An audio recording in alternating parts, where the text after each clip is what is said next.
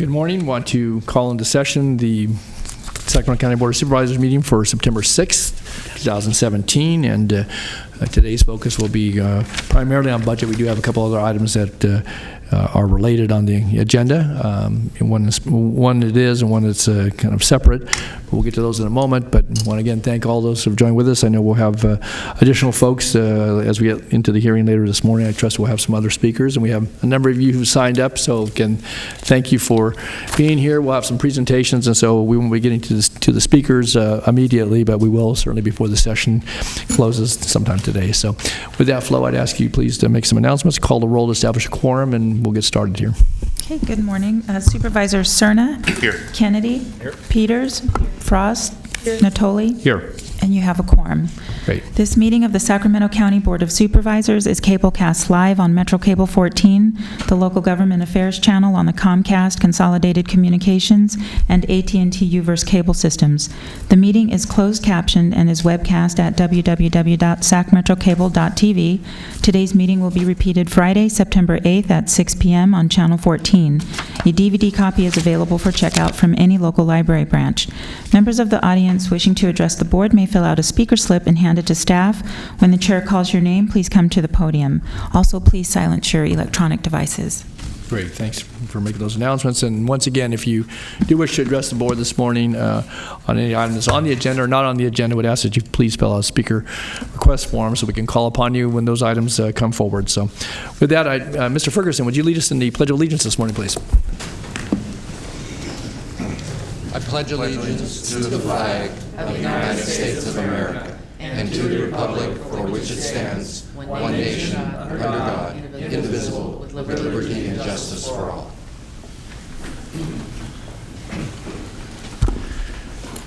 Okay, thank you, Britt.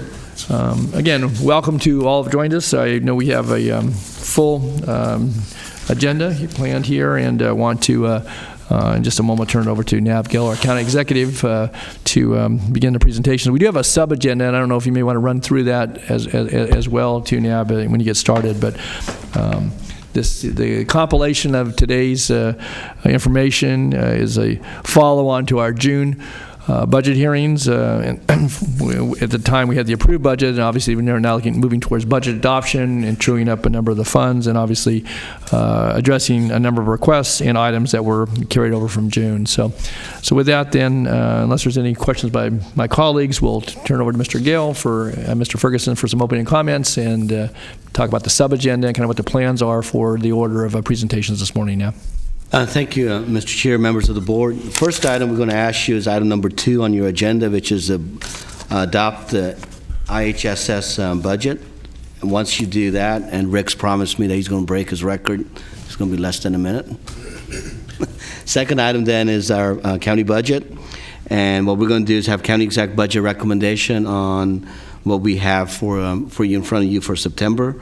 One of the requests we have is when we're going to start that item is that we're going to go a little bit out of order from our presentation, is that we're going to spotlight a couple of items out of the Sheriff's Department, and because they have funeral arrangements to make with the tragedy that they have, they requested for take that item up front. I talked to the chair. We're going to honor that request, and that way they can get back to the planning that they need to do. Then we're going to present you the rest of the budget, what our recommendation is. We have 2 departmental presentations, Health and Human Services. Sherry Heller is going to be presenting that. And then we have Paul and Cindy Kavanaugh going to do the homeless initiatives. And those are 2 formal presentations we have. If there's any other questions you have for departments, they're available. And after that, any public comments, and then board deliberation. Okay. Thanks, Deb. A couple of questions related to the order of items. Then we do have one other agenda item, item 1 on there. Do we want to take that item? We should. You're right. I'd skip. Okay, that's fine. So number 1 first. Yeah. Get to that in a moment. And we also have a closed session item that relates to some of the budget recommendations today. So is there any need to have that closed session prior to any final deliberation of the budget, Robin? And if so, then we'll make sure we plan accordingly for that. So I don't believe so. I don't believe so. No, we've coordinated that. Okay, all right. I just want to be sure, because again, I know some of that's built into obviously what Dr. Heller will be talking about in her recommendation as well. Absolutely. So, okay. All right. Well, very good then. So Rick, if you'll stand by just for a second, let's go ahead and call item number 1, if we could. Item number 1 is approve Phase 2 of the restoration of priority freshwater wetlands for endangered species at Consumnes River Preserve. Authorize Regional Parks Director to accept Delta Conservancy Proposition 1 grant and California Department of Fish and Wildlife's environmental enhancement funding. Okay, any presentation on this, Mr. Leatherman or Mr. Pasaka? Okay, I do have a question though, so Jeff, you might want to come forward very quickly.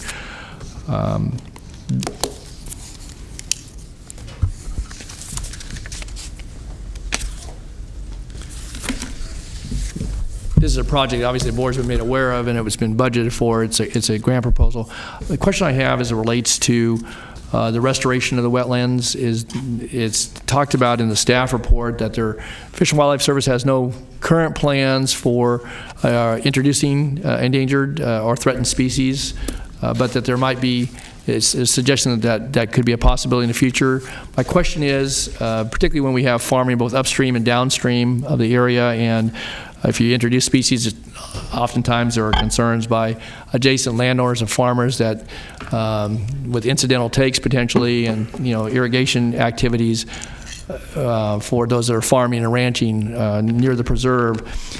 That's not a part of what's before us, but would that require a separate environmental review if the Fish and Wildlife Service were to come at a future date and want to, for example, introduce the giant garter snake into the habitat area there if it didn't naturally occur? Would that require some agreement by this board, or do they get the entree by virtue of what we do here today that they can go ahead and just do that anyway? Sure, and yes, you are correct that this project does not anticipate the actual placement of giant garter snakes in the restoration area. It is just a restoration project, and I'll just look over my shoulder to Amber, but I do believe that there is a separate process that is required in introducing giant garter snakes into this area if it was done intentionally. So yes, I'm getting the nod. So. Okay, because I would just suggest that we do have active farming operations. We have a couple of dairies that are in adjacent areas and so forth that obviously are pretty intense agricultural pursuits. And Horseshoe Lake obviously has existed for some time. Again, if we're going to introduce a species that may have naturally occurred there, but may not be present. I think the survey didn't show it being present here recently. That I want to be assured that there's going to be notice to adjacent landowners of that, and that we could have a discussion about safe harbor agreements or whatever might be entailed in that in the event that was planned by the Fish and Wildlife Service, because this is state-owned lands, but the county is managing the project. Is that correct? And portion of this is also county-owned land as well. Portion of that is correct. And so, that is our involvement with the Consumnes River Preserve is that connection to our local community, and any activity that would be happening in and around the properties, we would be coordinating that outreach to our local landowners. Okay.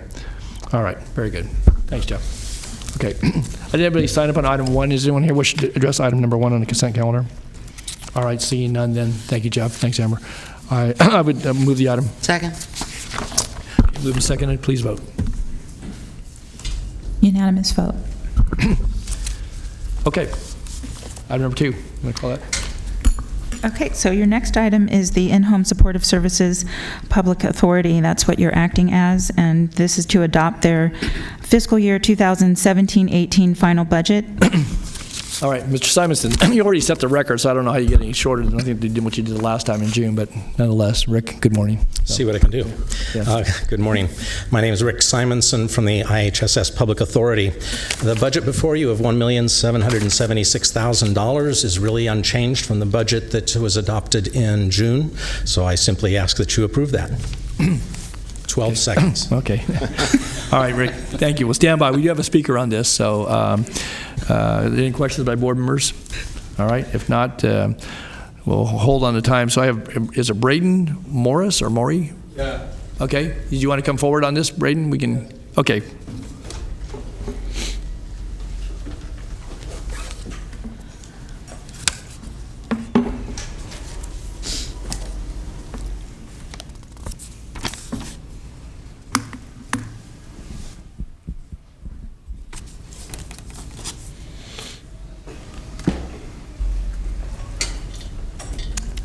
Oh, the wireless mic would be great. That works. Good morning, Braden.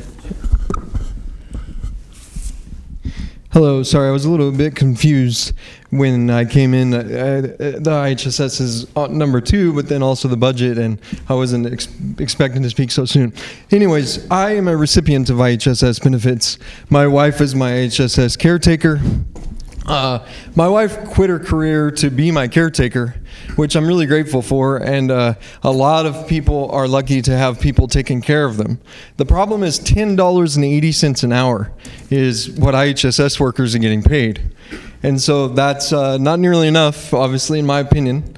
And places like in Oregon, people make $14 an hour and they have paid vacation. And what that allows people to do is not be on food stamps, not have to collect those Section 8 vouchers. And while people maybe cannot get on board with a $15 minimum wage for jobs like McDonald's and such, I maybe can understand that. These are caretakers. My wife, I'm not like trying to get my wife a raise. It's just this is the story that's personal to me. She's the one who gets me out of bed every morning. She's the one who puts me in the shower after I get out of bed. She takes me to the bathroom. She prepares my breakfast and then takes me to the meetings that I want to go to, and then makes my dinner and then puts me back in the shower and takes me to the bathroom again. So it is just so insulting that the wage for this kind of work is $10.80. Now, I'm lucky I have a lot of support from my parents. I've had some success in other areas. So my wife and I are able to, get by on that. But I know a lot of people who are in poverty and could get out of poverty if they weren't a caretaker, who have college degrees that they could use if they wanted to leave being a caretaker. But they don't do that because they want to continue to care for their family. And so IHSS is something that needs to give everything that it possibly can get in the budget. If we were able to spend $5 million to tear down homeless camps and just move that to the city, if that's a priority that can be made, I think a huge priority needs to be made for IHSS workers. And I also understand a lot of it's mandated by the state. You potentially having to pay more than you had to before. But anything that you can do to support IHSS workers more, hold a big press conference saying the county is so frustrated at their limited funds that it's 30 cents above minimum wage that people are getting to change diapers, to put people in the shower. And sometimes there's this conservative thing, if you want to make more money, then become a nurse, become a doctor, make more money, go to school. That's not the situation. If my wife was to become a nurse to make more money, then I'd be getting taken care of by a stranger. And people want to get taken care of by their loved ones and people they know and trust. So asking those people to get educated and become official nurses or become a doctor, that's not the answer. People need to be rewarded for the work that they're doing, taking care of disabled people and elderly people. It's a very important, very meaningful job. And this county should set a precedent. Press releases should be going up all the time how much you guys are appalled at how low that wage is, and just standing up and fighting for people. And like I mentioned before, it's not only giving the caretakers more money. It would allow them to get off of food stamps. It would allow them to be less reliant on Section 8, much less likely to become homeless. There's many, many, many reasons why this is a huge neglected area. And I just ask this county not only to give as much as it can in the budget, but to stand up, to have a press conference, to say it's appalling that it's 30 cents above minimum wage. Thank you. Well, thank you, Braden. Thank you for being here, you and your wife both, and for offering the comments you did, and we'll certainly take those into account. So thanks, Braden. Okay. Rick, anything else? And maybe a clarification, too. The budget that we're approving actually is for the county portion of the authority, but not the compensation for the workers, as Braden had pointed out. That's correct. So. That's what I was confused on. That's why I wasn't ready to Okay, thanks, Braden. Okay, very good. All right. Okay, I had no one else. Anybody else wish to speak to the IHHS Public Authority budget this morning? All right, if not, I'll entertain a motion on this. The item. Okay, moved and seconded. Chair would second to approve this budget unit. Please vote. Unanimous vote. Okay. And Mr. Gill, before you jump in, we have one off agenda, and rather than have him all day here, and I'm familiar with the issue, so I'm going to go ahead and Alice, you're here in the audience. If you want to come forward, so make good use of folks' time. Recognize it's not on the agenda. And this relates to park development in the district I represent. So Alice will give you 3 minutes on this, and appreciate you being here. That way, you're welcome to sit through the entirety of it. I know you've been in these hearings before, but I was going to shortcut that a bit. So go I ahead. really appreciate that. My name is Alice Arce. I live in Vineyard. I've been there several years now in the senior housing gated community. And we have an online network, nextdoor.com. So we speak, there's like 800 neighbors. The issue is, what happened to the park that all of us were promised in our area?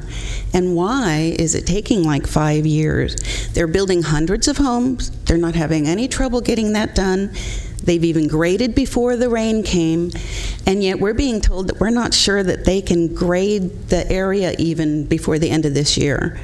I've also been told that some of the responsibility has sort of been delegated to Lennar, the developer.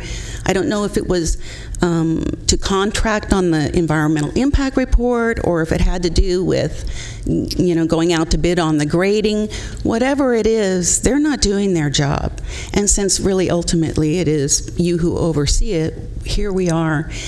Some of the neighbors are really upset. They really want to get unified. They want to get big about it. They want to get real public about it. I think coming here and giving it to you and trying to get an answer is the best place to begin. So here I am. I'm speaking for lots of other people, and hopefully you can tell us what's happening. We really want to demand that they at least grade by the end of the year, or stop building all those houses. Okay. They're able to grade for them, so we figure that they can do it for the park, and we're paying taxes for it. We really would like one to use. Thank you. Okay, thanks, Alice. And along with Alice, we have Mr. Singh Harjinder.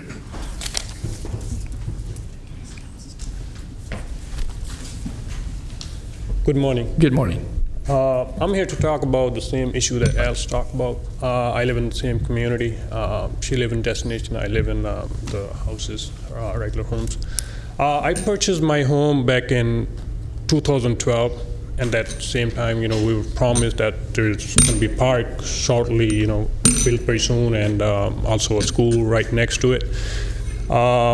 So, that was a good thing, because I had a daughter at that time, 3 years old, and now she's going to be 8 years old end of this year.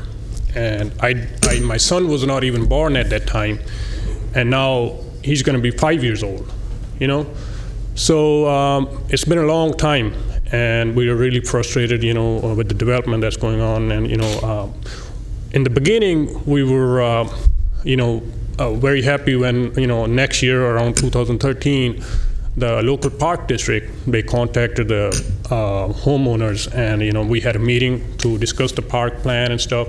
So we thought the things are going by the plan, so it's going to be soon. Until they told us on that meeting that in 2014 they're going to get all the paperwork done. So in 2015, they can start building the park.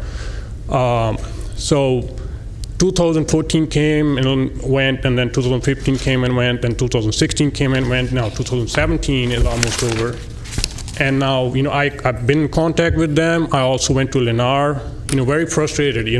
Sometimes they blame on you guys for not giving them permits and stuff. Sometimes they say, oh, we're not even responsible and stuff. So a lot of people, they want to start picketing or protesting or stuff. So we want to get the information to you guys, see what's going on, why it's taking so long. My daughter, she's 8 years. She's going to be 8 years old, so she's not going to be wanting to go to park anymore pretty soon. Right. So it doesn't worth anything for me then. If it built like 5 years from now or something. So we want you guys to look into that. Well, thank you, Harjinder. I know that folks have certainly called my office, and I'll just be real brief here. But and thank you and Alice both for being here this morning. I know I've spoken with, or my assistant spoken with Bob Davidson in Infrastructure Finance, also Southgate Parks. We've been in contact with Ward Winchell, the manager there, and again, I've been to community meetings, and either one of you may have attended those in the past, and I've heard the same thing, that it's kind of, delivery was delayed, but it's certainly the property is available, done a park design. And so why don't we do this? I've got both of your sign-in sheets. I know others have called my office, and why don't I get together with Mr. Winchell and Mr. Davidson, and we can either do a community meeting or communicate through the two of you, and we've had a couple others have called my office as well. And I know it's frustrating. If they could get the grading done, then at least they could be prepared to work throughout the winter time, assuming that everything else was in place. So we got calls last week, and I haven't had a chance yet to get briefed on exactly what the status is. But I know that people are frustrated. I've heard from the two of you today, but also from others. So let us keep working on it, and I don't have phone numbers. You don't need to give them over the speaker, but if you can. Give the clerk your number. That way we can follow up. Flo, could you take these, and then maybe have them get Alice and Mr. Singh's phone numbers, and then we can follow up with them. So, Thank you, sir. Good. Thank you very much. Thank you for being here. So, okay, that was communications, and so with that, Mr. Gale, we will go into the budget presentation. So, as I indicated on the onset, we're going to start off with the sheriff's item. Britt's going to spotlight a couple of items that are included in the budget, and sheriff staff, including the undersheriff, are here to answer any questions. Okay, very good. Good morning, Britt. Thank you, Mr. Chair, members of the board. I'm Britt Ferguson, the county's Chief Fiscal Officer. As Mr. Gill indicated, I will just highlight a couple of sheriff's growth issues that are in the budget at this point. One, obviously, the sheriff has a share of the Parkways and Unincorporated Area Cleanup and Safety Initiative, which your board already endorsed on August 23rd. And in addition to that, there is a growth request for a 2-year pilot project for focusing on high gunshot areas in the county where there's a large number of gunshots that occur and that are often not reported. This would involve a new technology, or not so new technology, but new technology to the sheriff that would allow them to triangulate within a 3 square mile area where those shots occurred, and it also includes an additional 4 deputy sheriffs that would be able to respond immediately to those shots. So the idea would be to identify and stop and arrest those people who are using those weapons before they actually shoot somebody, or if they shoot somebody immediately afterwards. So again, it would focus on those areas of the county. It's movable in terms of location, but would focus on those areas of the counties where there are these high gunshot activity. The other area is in a group of technology improvements that we've identified. There is a proposal to replace the current jail case management system in correctional health. That system basically will no longer be supported. It's about 10 years old. It will no longer be supported after March 31st of 2018. Of course, that's a critical system, as are many of the systems that we've identified, because it's in essentially like a hospital facility, essentially. And so it's important that case management system be supported. So those are really the only growth issues that are identified for the Sheriff's Department in the budget recommended for adoption. Could I ask Britt and many of others, were the 2 requests under the Sheriff's Department, were they included in the June budget request? They were included in the June budget request. They were in the request. They were not funded. Yes. And so let me go back to the jail data system. If that's so critical, we're going to lose it March 18th of next year, or March of 18, excuse me, then why wouldn't it have been funded in the June budget if it's that critical? In June, we only had limited resources, and we were, at that time, it was a request for over to fund it all at once. This is $150,000 as part of a 3-year lease purchase, basically. We were looking at the full amount, and we were, at the time, the Sheriff's Office was looking for ways to pay for it over time, and we hoped that they would be able to accomplish that, and in fact, they did find a way to do that. So we were waiting to see if they could work that out, and they did. Okay. Then one other question, just on the shot spotter. Certainly am familiar, at least generally, with the technology and how it's being utilized in other jurisdictions. But I don't recall that having any presentation to the board regarding that, and whether it's in this geographic area or other areas of the county. And I guess the question that I have goes to that if it's instituted in a particular area of the county, can you build upon it without having to add more personnel, or do you have to have folks that monitor complementary to the folks that are then in the field? And if so, in order to build on this, if we have other areas in the county where you may have less prevalence of shooting, but you have same legitimate safety concerns about this, because again, there was no detailed presentation behind this. I don't know that anybody in the Sheriff's Department has spoken to, at least to this member of the board. And again, I'm not unsupportive of it. I just want to, again, it seemed to me that, again, recognizing there's areas in the county where there's a higher prevalence of shooting, and we're trying to counteract that and make it safer.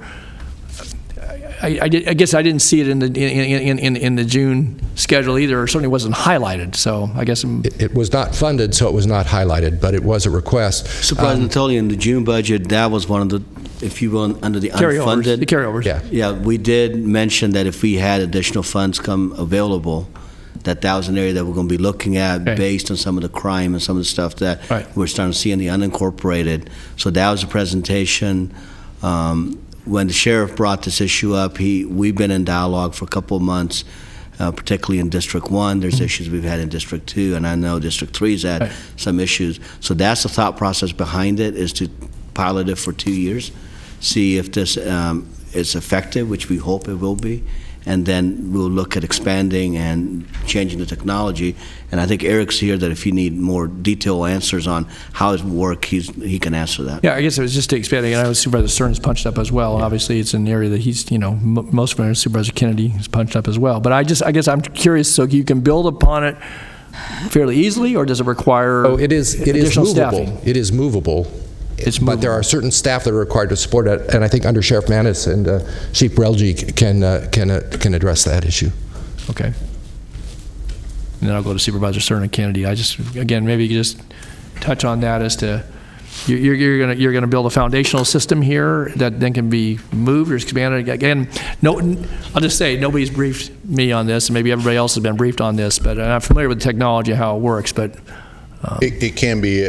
Shot spotters and other agencies, referring to Sacramento Police Department, typically in a 3 square mile area, it's a 4-position type to keep those officers free to respond to strictly those shots fired type calls. So it could be expanded upon if we chose what we're currently looking at, which is our Zone 6-1, District 1, District 2, of supervisors mainly. But if we expanded on that area, you could simply add some personnel. Maybe not 4, but maybe 1 or 2 as you continually expand in that area. If you completely abandon that area and kept that area down where we are and go up somewhere else in North Highlands or wherever it may be and break that off in a separate area, that would require a 3 square mile was what they do for a minimum, and another 4 positions to effectively support that. So if you wanted to do it in District 3, 4, or 5, you'd have to basically replicate what we're starting here. That is correct. That's currently what Sacramento Police Department does, and they're having great success with that too. And is the $1 million is that over 2 years, spread over 2 years, or is it $1,100,000 each million a year? Okay, and total of $2 million over 2 years. Last question then: if we fund this, how soon would it be up and operational? You have to staff behind it, and you have to then deploy the technology. So, I mean, is this going to be done by the end of the calendar year, or is it going to be done? I mean, how quickly can you bring it up, Eric? And as far as the staffing component, we can implement that fairly quickly. I wasn't in the meeting most recently as far as the technology implementation. Yeah, the shot spotter technology, from the date the contract's signed, they estimate it takes 60 to 90 days. Okay, so we could budget appropriately around that, a portion of that for this year? No, we budgeted the full amount. So I know. That way, for next year, we don't get into the situation that we got to make up the gap in the funding. Okay, so we're 2 months into the fiscal year. We're at least 2 months out from the contract being, so we're 4 months into the year minimum. But you budget for the full amount, so you already have savings accrue. Correctly? Correct. Okay. All right. That's all the questions I had. Mr. Cerna, it's standby. Mr. Cerna, Mr. Kennedy. Thank you, Mr. Chair. So as has been referenced a few times in terms of the circumstance in Districts 1 and 2, unfortunately we have seen a number of homicides in recent months and years. I can tell you that in District 1, in the South Oak Park Fruitage Pocket area, which is about a square mile of unincorporated area that's surrounded on 3 sides by the incorporated limits of the city of Sacramento, we've actually had, I believe, 4 homicides within about 700 feet of each other, less than an eighth of a mile from the city border. So there's been some reference to the triangulation in a 3-mile geography. My question is, given the nature of the boundaries in that part of the county and the part of the district I represent, to what extent have we exhausted conversations with the city of Sacramento, given the fact that in that circumstance there would be quite a bit of overlap in the city of Sacramento that is benefit to the city of Sacramento? How sharp are our pencils on the $1 million, given the fact that there would be some benefit to the city, and I know that there's some interest in the city as well to advance the technology and put it into practice there? You are correct. I've been in talks with the Sacramento Police Department and ShotSpotter in joint meetings. Currently, Sacramento Police Department is looking at almost surrounding the Zone 1 area and going off. I actually have a map I could put up and show you if you'd like. The area that they're proposing, they're looking at about a 4 square mile thing is what they're looking to do surrounding us in the county. So we'll be bordered on all sides of pretty much 6-1 and 6-2 of our zones up there. But I do have a map I could show you and kind of outlines the areas if you'd like to see it. It's okay for tonight's or today's purposes, unless there's other interest by other board members that want to see the map. I'd like to see the map. Sure.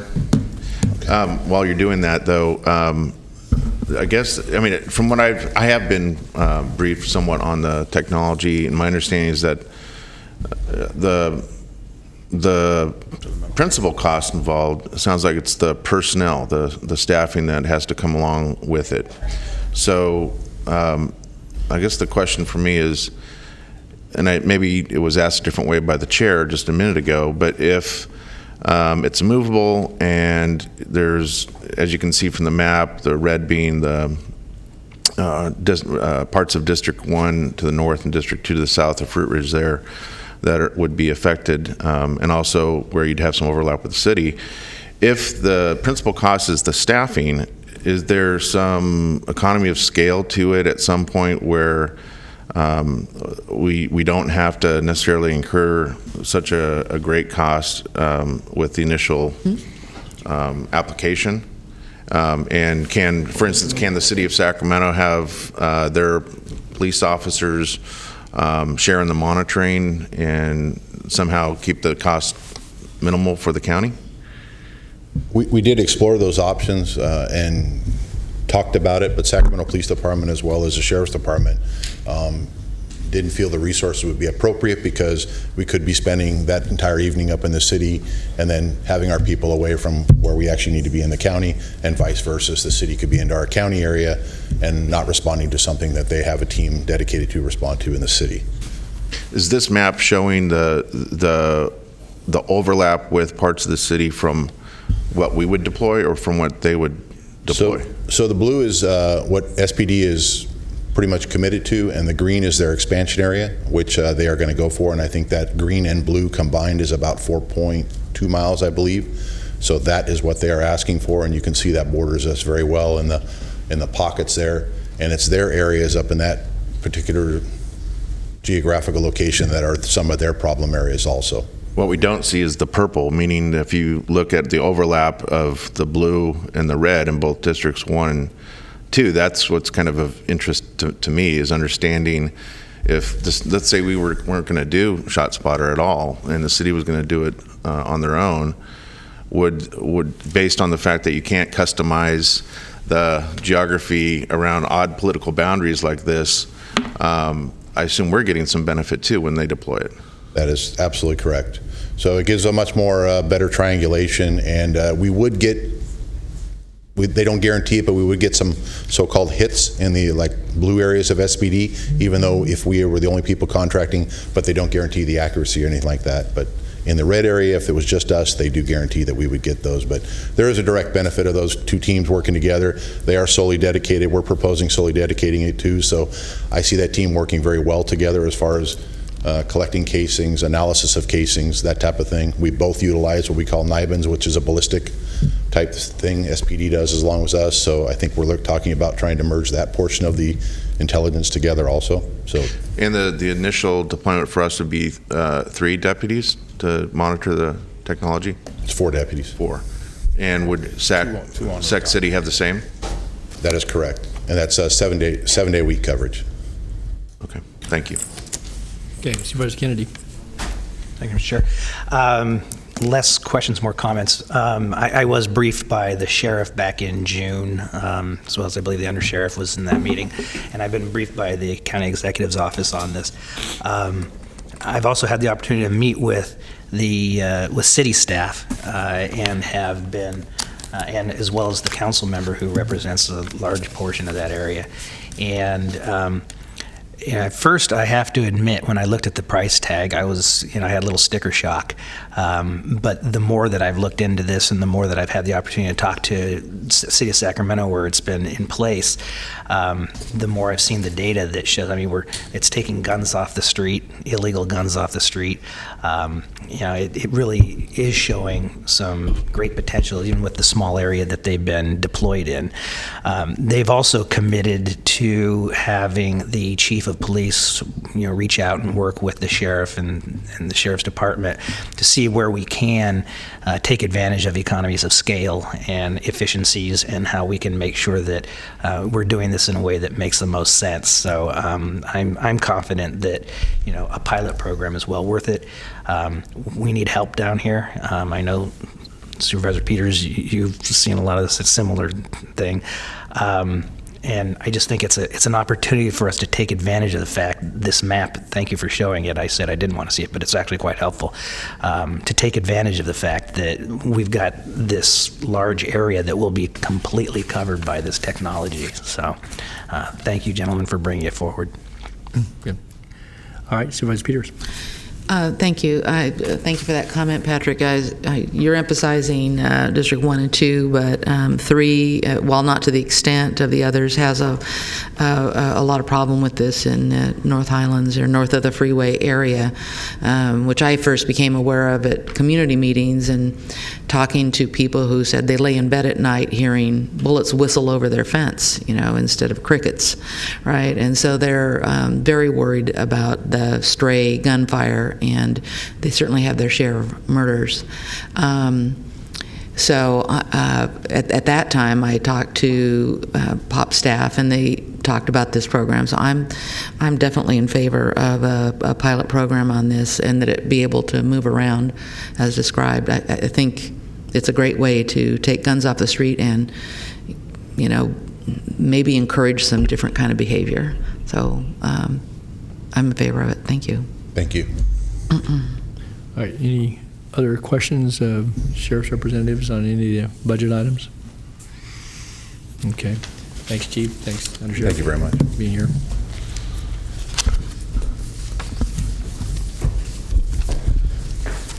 So, Mr. Chair, members of the board, I'll begin by just reminding the board and really more the audience that the focus of the budget hearings here in September are really the changes from the approved budget that your board approved back in June and provided appropriation authority really for the first 3 months of the fiscal year. So the focus here and most of the discussion that I will be providing relate to changes from the June approved budget.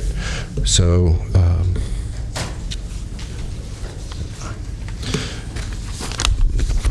so to begin with then, the all funds budget as recommended for adoption is $4.12 billion, and that includes $5.8 million in supplemental appropriations for the Parkways and Unincorporated Area Cleanup and Safety Initiative that was approved by your board on August 23rd.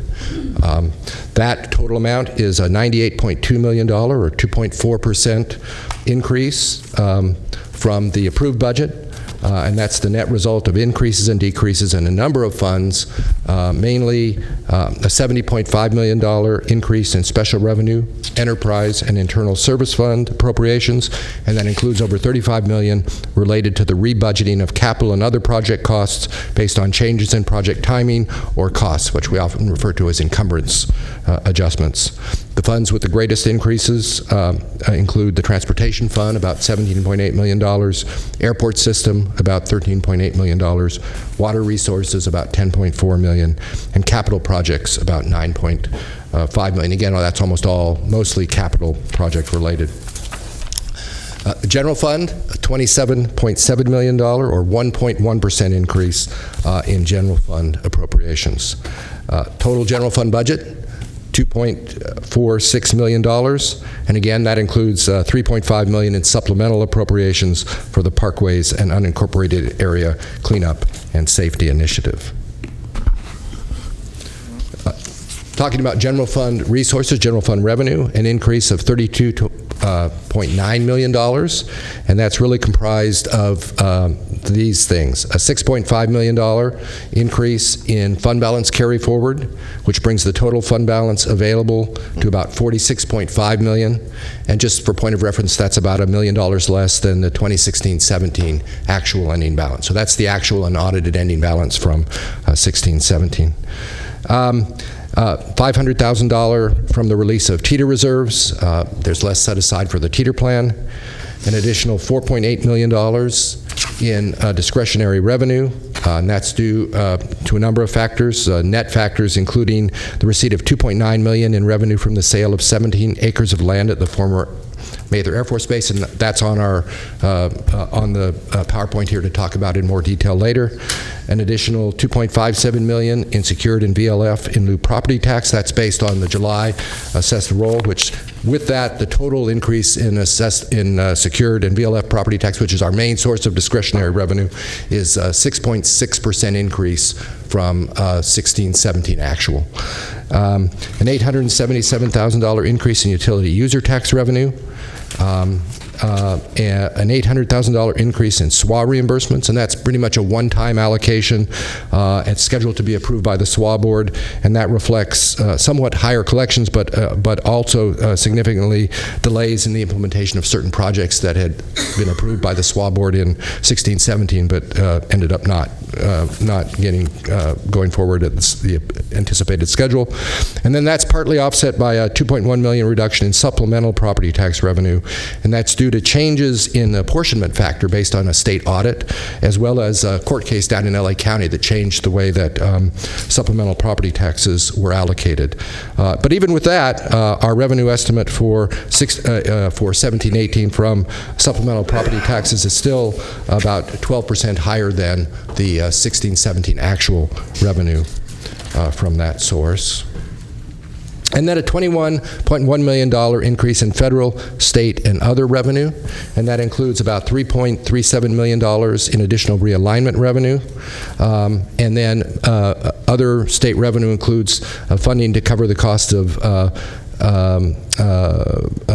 CalWORKs costs and foster care wraparound costs, foster care Title IV-E non-waiver revenue, variety of other federal and state revenues. Oops, wrong one. Okay. So the allocation of the general fund. This is essentially where does this additional money go? We've got a total discretionary revenue fund balance carry forward of about $11.8 million. And where does that go? That discretionary revenue goes $5.1 million to general reserves. About $4.6 million of that is in accordance with your board's policy of setting aside 10% of the available balance into general reserves each year.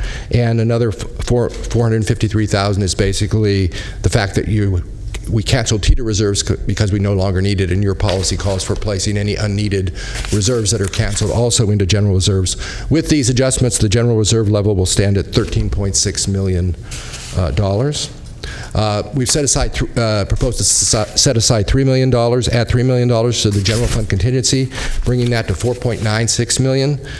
This is to cover what we anticipate will be some possibly fairly significant cost increases in some programs that aren't finalized yet, but are reasonably likely to happen. So we propose that increase in the contingency.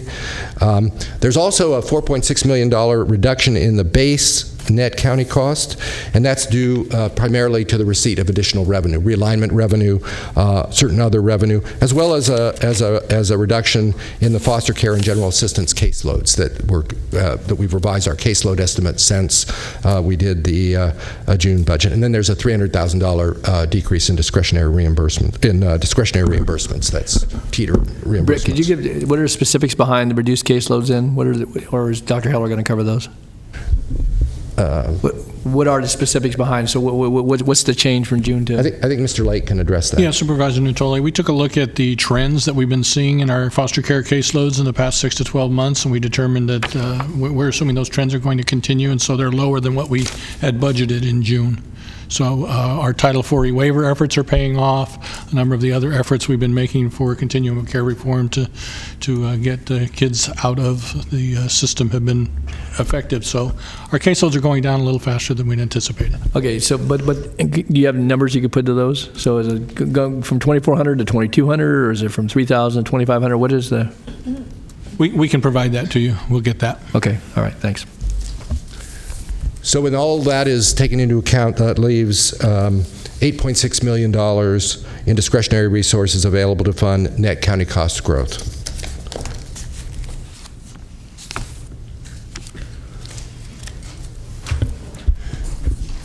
So turning now to realignment, we have revised our estimate of, as you know, realignment revenue comes into realignment trust funds, and then it's transferred to the various programs based on the amount we've allocated, assuming the amount comes in that we anticipated, and then there's potentially money available at the end of the year. And there was additional money available at the end of this year. That's a carryover balance of not additional revenue. Revenue is actually down, we estimate, from what we originally estimated in June, but additional carry forward balance, which is sort of one-time resources, of about $8.7 million. And we have proposed to take $3.4 million of that to help adjust increased base costs, which are occurring in realigned programs. And then we've proposed to retain $5.3 million in the realignment trust fund contingencies, and I'll address that in more detail later on in the presentation. But it's primarily in social services, and it's for the IHSS MOE potential increases.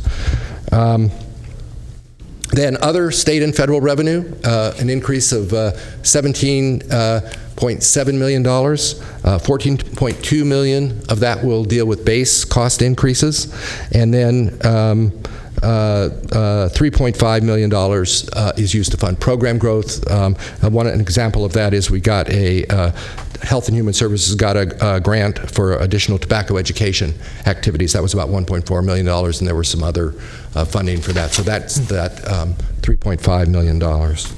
Britt, when you say adjustment to base, explain. So is that additional labor costs? Is it what is the adjustment to base? So it can be a variety of things. It can depend on the department. Sometimes it goes up, sometimes it goes down. There may be other revenues that allow it to go down. But it could be a good example is in aid payments, where if our caseloads go up rather than down, which they did in some cases, if our costs go up, as they have, for example, we know that the costs for a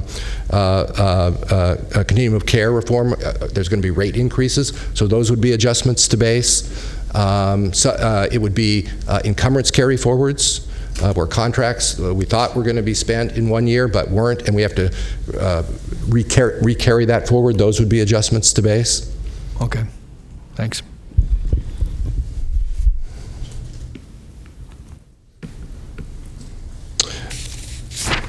So this is essentially the growth that is proposed now in September in the budget recommended for adoption, and it's a total of $12.1 million. That's funded by the $8.6 million in discretionary revenues that I spoke about earlier.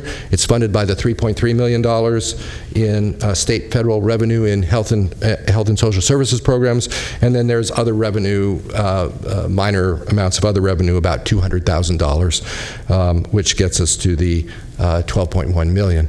All told, 44 new positions are proposed as part of growth request, 37 in the general fund, 7 In other funds, almost all of those positions are related to the Parkways and Unincorporated Area Cleanup program, but there are some other positions as well, as you heard about with the ShotSpotter, for example.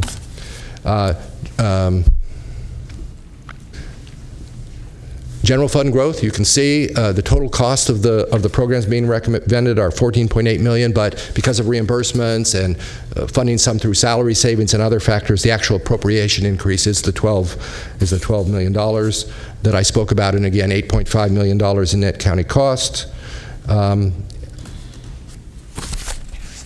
And then these, there's growth requests in a variety of departments that are listed there and are laid out in the budget, but really, I think we see these in four major areas for the September request. The first is, of course, the Parkways and Unincorporated Areas Cleanup and Safety Initiative. That's $5.7 million, $3.5 million net county cost. Your board has already approved participating in that.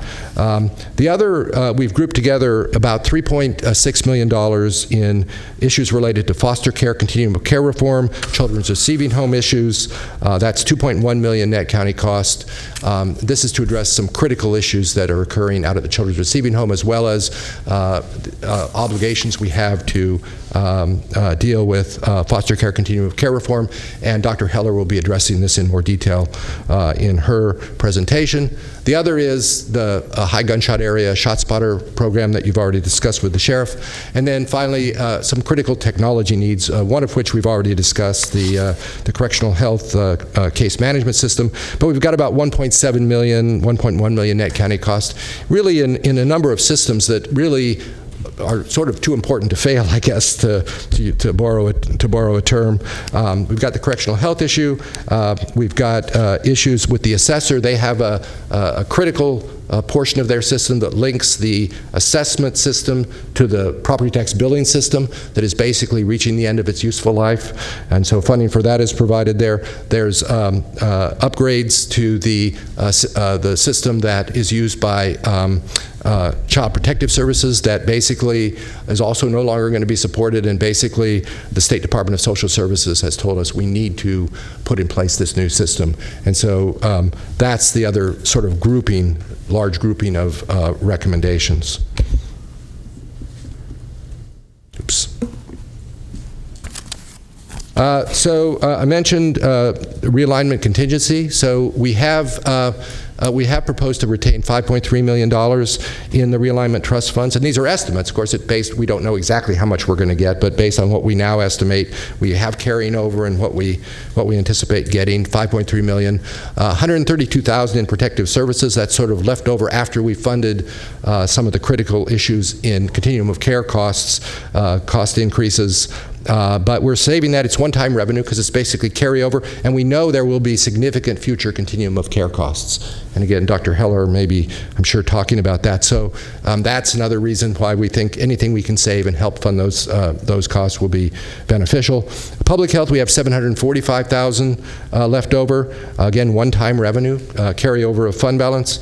We know there are going to be costs going forward, and we also know that we're going to lose, this year budget, we reduced our public health realignment growth revenue estimate by $300,000, and we expect that to continue because of the IHSS MOE changes. As part of that provision, the state shifted both mental health and public health realignment revenue, VLF realignment revenue, over to social services to deal with the IHSS MOE change. And so we will lose about $300,000 a year. And so we thought we'd try and get a little ahead of that game and set some money aside to cover those costs.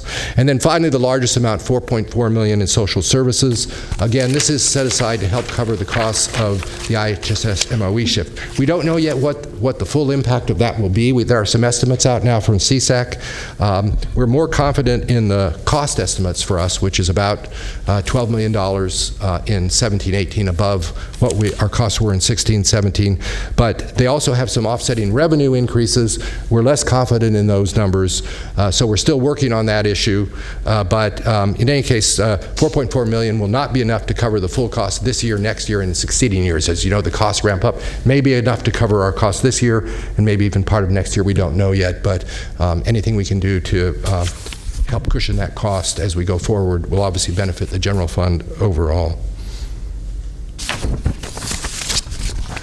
And this leads us to the main policy issue that we've identified here in the recommended budget, and that has to do with the use of discretionary revenue from the sale of Mather properties. And Supervisor Natoli has raised this issue on a number of occasions. The county, basically, by way of background, the county acquired the former Mather Air Force Base under what's called, or most of that land under what's called an economic development conveyance. And what that means is we basically got the land for free, and in return, any revenue from the sale or lease of that property for a period of 7 years after the date of the conveyance needed to be reinvested in economic development purposes out at the Mather area. That 7-year period has now ended for most of the parcels, including all of the parcels that would be the parcels that the revenue from which is reflected in this budget and any upcoming sales that might occur, with the result that that is really discretionary revenue. And that money, there's about $2.95 million in revenue in the 17-18 budget in the non-departmental revenue budget in the general fund. And we know that, in fact, other properties will eventually be sold out there, not right away, but within the next few years. There's some infrastructure that's going to eventually be put in that will open up sales of that property. And so that in turn could generate, we don't know yet, but perhaps as much as an additional $6 million. In addition, we already have an interest in or an agreement with developers out there that in the long run may get us a share of the cost of development for a residential development that's proposed out there. So there's money that will be coming in. There's also needs out there in terms of cost. We recognize that. And so our recommendation at this point is not to change the budget as we proposed it, but to direct staff to review the need for improvements and services at Mather and potential revenue streams, and report back to the board with a suggested long-term approach to addressing the situation on the Mather campus. Okay, if we could just maybe pause for a second on this. I don't know, Nav, were you going to add something to that? No, I was just going to mention, as Brett said, our recommendation is that there are future revenue streams coming. We need to have a comprehensive discussion with the board, what your vision is. We haven't had that discussion for 20 years. And whatever the money that the board wants to set aside, we'll set that money aside as a reserve. We're contemplating the conversation to have with you then is there a reserve for Mather that we start putting money aside for whatever project, infrastructure, any other thing that we need in the former Air Force Base. Well, I'd just like to weigh in here for a moment, because again, we're 24 years post-closure next month, and Robin?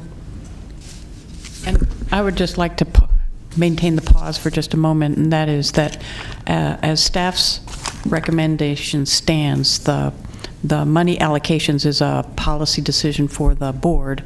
To the extent that then it engages in the Mather issue, we have a conflict with Supervisor Peters that we'll just need to parse out and allow the discussion to go and exclude her as it dives into Mather itself.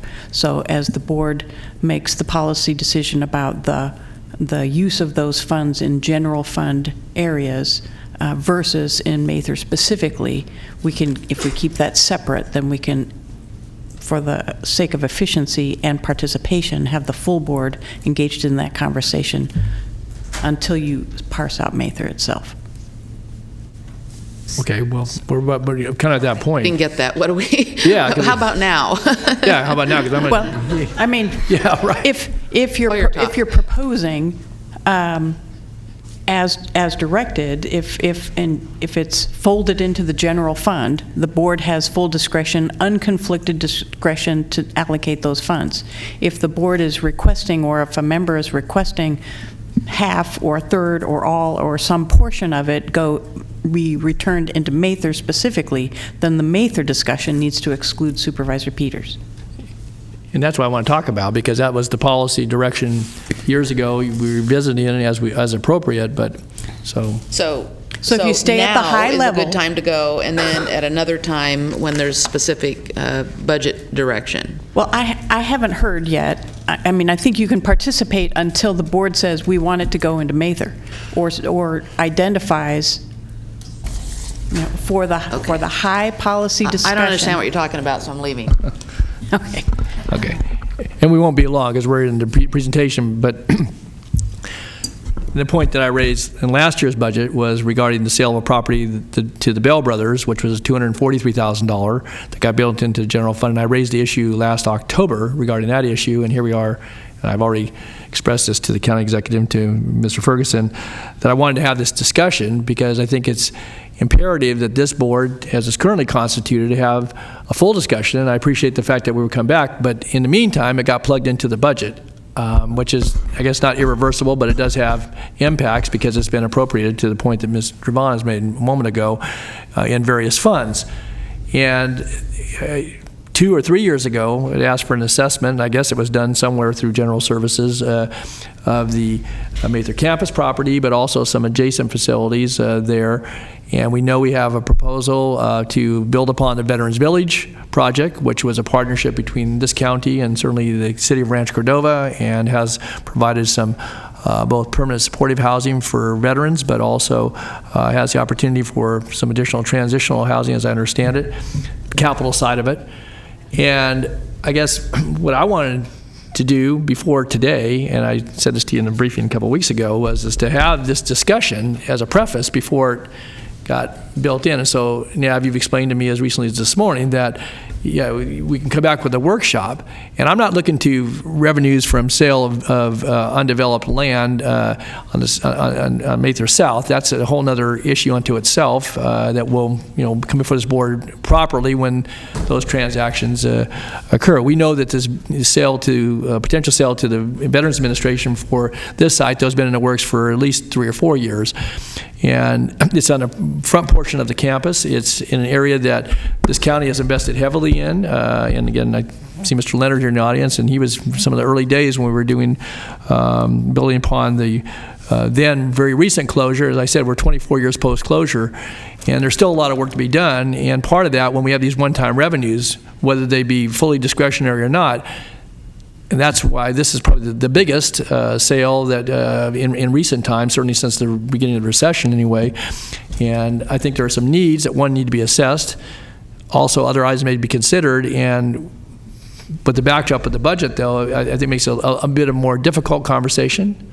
And so I guess, Nav and Britt, I would ask you, obviously, to report back to the board. But, that's kind of, what we're here now, we're looking forward. I get it. There may be future sales of land. There may be, and some of those may be covered with different conveyance restrictions or not. But when we look at what we have at that in the Commerce Center, a lot of that's in the city of Rancho Cordova in their jurisdiction now, but still the county has a market interest and have over the years promoted good development that's created jobs, and I think added vitality to the area. But we also have the presence of the community campus, which is a 30-acre complex there. We just appropriated $300,000 to remove the bungalows on another site. We need to talk about the economic development portion of this, but also investment in properties that we have that otherwise probably won't compete very well with dollars elsewhere in the budget. And so for today's purposes, and again, I don't know what action, when we come down to deliberations this afternoon or whenever we get there, what you contemplate. But if budget approval contemplates spending $2.95 million, all of the sale proceeds, and then coming back and have a discussion about that in retrospect, that's reverse in my view. It's reverse is certainly what I was asking for. What we're contemplating is that the money is coming in, it's plugged into the budget. If the board so desires to take a certain amount of the proceeds and say we want to do X, Y, Z, we don't have that project at this point. So what we would like to get direction is for us to come back, as you've mentioned, to say that these are different projects that are out there. What kind of money are we willing to commit? Is it 2.9? Is it 3? Is it 4? What's the dollar amount that needs to do some of this reinvestment? And the future policy we want to make sure that we are aligned with you is that when these sales come in, it doesn't get into a situation where we have the sale right in front of us and then we're having the discussion where to put the money, and then the board has a desire to see the totality of the budget coming in. So we're looking for direction to come back to you to say when Mather money is coming in, is there a percentage that you want to set aside? What kind of projects are you looking at? Is it infrastructure? Is it building? Is it working with Rancho Cordova? We don't have any of that direction. That's what we're looking for. Okay, again, without going over ground that we covered, but but it got plugged into the budget without us having that discussion. Supervisor Natoli, as you know, it was discretionary. When money comes into our budget, discretionary money gets plugged into our budget. If you desire to have something different done, that's why we're here to have that conversation, is that if you want to unplug the number, just let us know what number would the board want to unplug, and we will put that aside for Mather. As I mentioned, as a Mather reserve, that whenever we come back to you, then we know that the projects that we're looking at, that's the budget you're looking at, and that becomes the package we bring back to you. So what if I say to you, this is me, not, I'm speaking for any of my colleagues up here, I say to you, you hold the $2.9 million plus the $243,000 from last year's sale, and you hold that money until we have the policy conversation. So that's about $3.1, almost $3.2 million. Yeah. Okay, no, yeah. I mean, our budget, as you know, is a dynamic budget. It goes up and down. There's savings. There's other things that come in. If that's what the board's desire is, to put aside $3 million for Mather during this fiscal year, we'll find ways to put that money aside. Well, and the reason I asked it that way, Nav, is not to be contentious, but it's to be real about it, to have the conversation that we're going to have, and then this board decides, with the various input that we get, certainly from staff, but maybe from others as well, as to what we want to do with one-time monies out there, recognizing discretion that's vested in this board. So, President Tony, as we have talked about it, our budget goes up and down every year. There's money that we have in there. And if the desire is to, I'm just using a $3 million for discussion purpose. If you say that's what you want, all the proceeds to stay at Mather, during this fiscal year, we'll make sure that there's no projects right now, but we'll make sure that $3 million, we'll set a reserve and come back to you and say there's a $3 million reserve. So that piece we can do. But we further would like to get clarification from the board in another setting, is that when we are confronted with questions like that, our rules are, it's discretionary. What you guys tell us is plug in the budget, go forward, and it creates this awkward situation where we plug it in and we need more discussion on it. Right. So that's what we want to get clarification, is that all these different streams of money coming in, let's look at the whole totality and what's your all's desire on that. And not that we can't revisit. I mean, it could be revisit now when Mather South proceeds. We could have a different mindset on what we want to do with that money. Right.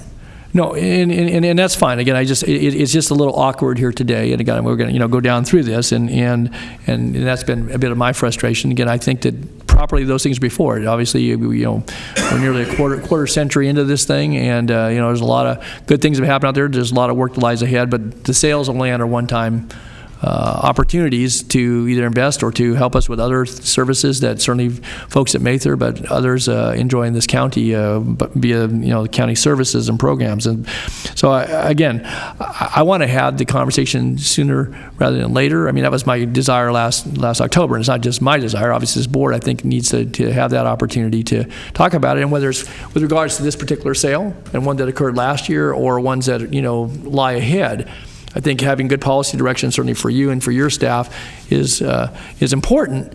But I also would like to have in the context of what other needs and what other infrastructure may be, whether it's above ground or below ground, or it's in services and or other improvements out there that help us continue to build on, I think, the commitment that we made as a county, and I think have adhered to it, in many different ways, to see to it that base is, someday fully converted and and reinvested in, and that it becomes not what it is today, but even greater than what it is. And whether it's the airport property, or it's the commerce center, or it's housing, or it's land set aside for vernal pool preserve or parks or a whole variety of things, economic development on the west side, that there's a lot of vacant land there. It's in the airport conveyance. I just think that we shouldn't lose sight of that just because we're well into this. This was a long-term project, and this county's been committed to it, and we certainly have received the benefit of job creation as a community when we got 6,000 some jobs out there, and also the revenue that comes through different streams that support ongoing activities both at Mather, the surrounding community, and in the county more broadly. And I just want to be sure we keep that. And to your point, so both of those we want to bring, and my commitment is no later than last meeting in October. Okay. I just want to make sure the airport piece, I want to make sure I get that in here, and we have as robust of a conversation as we need at that point. Okay, so before we close our deliberations, then I think maybe be thinking about, at least from my perspective, and again, I don't know whether my colleagues will agree with me or not, that of roping off the money for purposes of discussion, because I think that to hear that, and then how those may compete against, other things in the budget and/or the considerations that we would have for one-time use of those monies versus, how they may have been appropriated thus far. So just to have that kind of framed up, that if we were to say $3 million, Mr. County Executive, you bring that back to us in October. I think our answer to that will be we'll adjust our budget accordingly. And as I mentioned, our budget's going to go up and down during the year. Right. Our thought process is when we come back to you, you tell us, based on the needs that we're going to identify, you tell us that if it's $2 million, $3 million, give us the latitude at that point to carve the money out. And again, either and to carve it out, but also then to release it if we chose to do that. Well, absolutely. So the board understands that whatever we do. I mean, during the fiscal year, I'm just going to belabor that point. Our budget goes up and down. This is not pitting one against the other one. So if we have direction that that's a priority for this board, that you want to set aside some money, we will work to set that money aside and do whatever necessary legislative action. Come back to you and say this is how we're carving the money out. Yeah, and I guess I would suggest too that. It would be helpful as a part of that October report, the historical use of dollars, certainly grant monies we've received, but also the sale proceeds and how those have been invested in the Mather complex, whether infrastructure or otherwise. Again, it doesn't have to be exhaustive, but I think it needs to be reflective. So I think there's a good idea, because I think it's a good foundation for discussion, and certainly bringing us to the present, and then looking to the future as to how we may or may not want to appropriate those dollars. So, okay, good. Mr. Cern. Thank you. I just want to get some clarity from you, Mr. Chair. Are you thinking that you, at the right time this morning or early afternoon, you would incorporate, or someone would incorporate in a motion to come back next month and get that report back? Yes. Okay. Yeah. Good. So, thanks. Good. Thank you. Okay. Thanks. So then the concluding slide, not a bullet up here because it sort of goes unsaid, obviously, is the budget as recommended is balanced as required by law. It meets many critical needs, though not all. And your board is aware there was over $30 million probably in unmet growth requests in a variety of areas. So we know there are other needs out there that we were not able to meet, but it does address what we see as the most critical needs. And your board's reserve policy has been followed in terms of augmenting your general reserves. And with that, just a couple comments as Britt's finishing that last point. I just want to spend a couple moments on that. It was spring of 2016, I believe, when Supervisor Serna had called about our reserves. And we did come up with a policy, and we would have wanted a higher percentage, but I understand that. But it's in 2 years in a row, if this budget passes as we have gotten to basically having zero reserves to 13 million. And it's going to take some steps for us to get there. It's a slow process, and I think it's something that it's something we could use with our rating agencies to let them know that the commitment that the board has in setting it aside. And as we go in the future, we do want to revisit that policy a little bit to see if 10% is appropriate. Do we look at a different number? What we need to do, but I just didn't want that point to go through the presentation without acknowledging the board's policy and how for 2 years we've been following that. It was a reestablishment of it, right? Following the recession. Yeah, what we had prior to that was a very, I think the words that the rating agencies used was more like a guideline. So it actually was more material. It was more targeted. Okay. It was very targeted. This is what it is. And I think we, as we go forward, we can look at it, make some adjustments.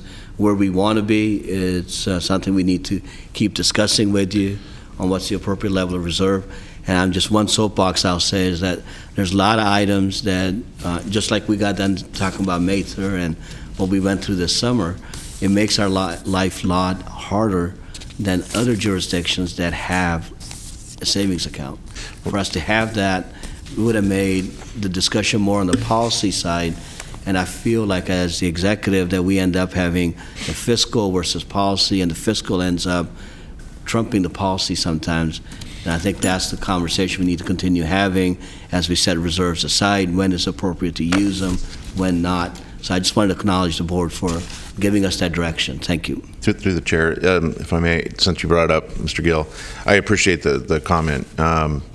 I would, not to go too far afield of what's in front of us specifically today, but when we do have a workshop or we have a scheduled item to vet that in open session in the future, I would suggest that perhaps as one option we look at a sliding scale percentage that's tied to revenue, year-over-year revenue change.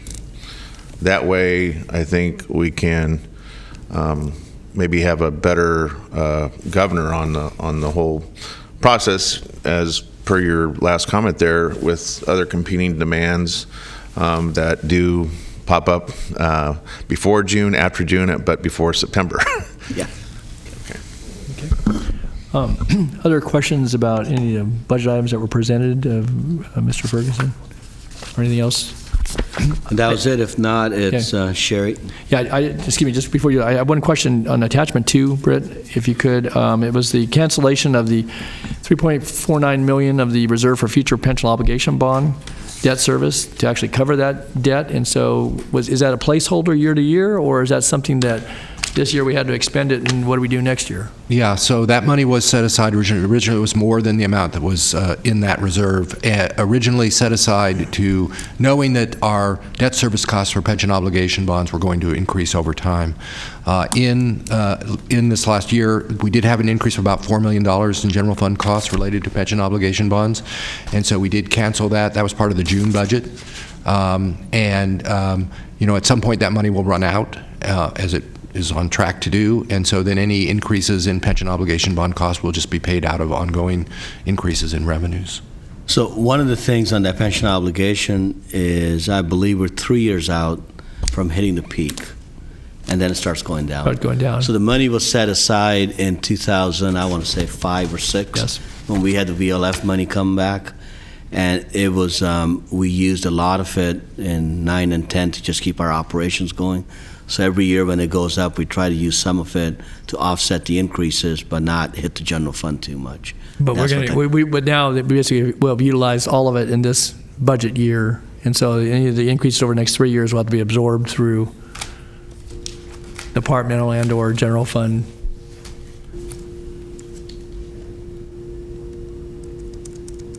Because when I see cancellation, I took that to be that you were basically zeroing it out. There will still be about $700,000 left. Okay. Cancellation is a technical term he uses to release it.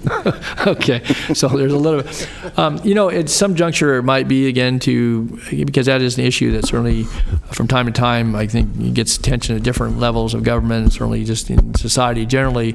But I think, to recognize the point that in 3 years we have peaked out, and that, again, meeting that obligation, this county has adhered to that, but over time that we'll see that begin to decline as it relates at least to the POBs. That doesn't mean that, pensions otherwise may not have impacts budgetarily, but I think that frame of reference, so at least people are clear from Sacramento County's, standpoint, with our workforce, with our retired workforce, and with the obligations that come with that, where we are. So I would suggest it might be a good idea at some juncture to have a presentation to the board about how we sit on that. So I think what we'll do is we'll do a whole debt workshop. You haven't heard that, because POBs is going down, but we have some other debt that's in there. Right. Our,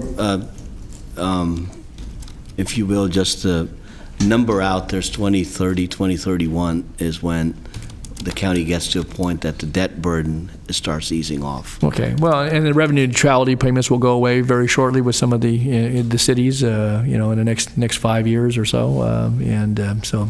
Correct. We'll present to you the whole debt picture of the county. Okay. Thanks, Dan. Supervisor Frost. I just wanted to ask, when does the pension obligation bond pay off? You said it starts to go down rapidly. I believe it's 2034, 2035, one of those years. But we can get you that date. Thank you. Okay. And, there's no other questions. I just note, too, as we go into Dr. Heller's presentation, that we had the 2 presentations on the sub-agenda. For those that may have joined us, we'll have the one on Health and Human Services, and also on homeless programs, homelessness initiatives. And then we'll get into public comments, and I have a number of speaker forms.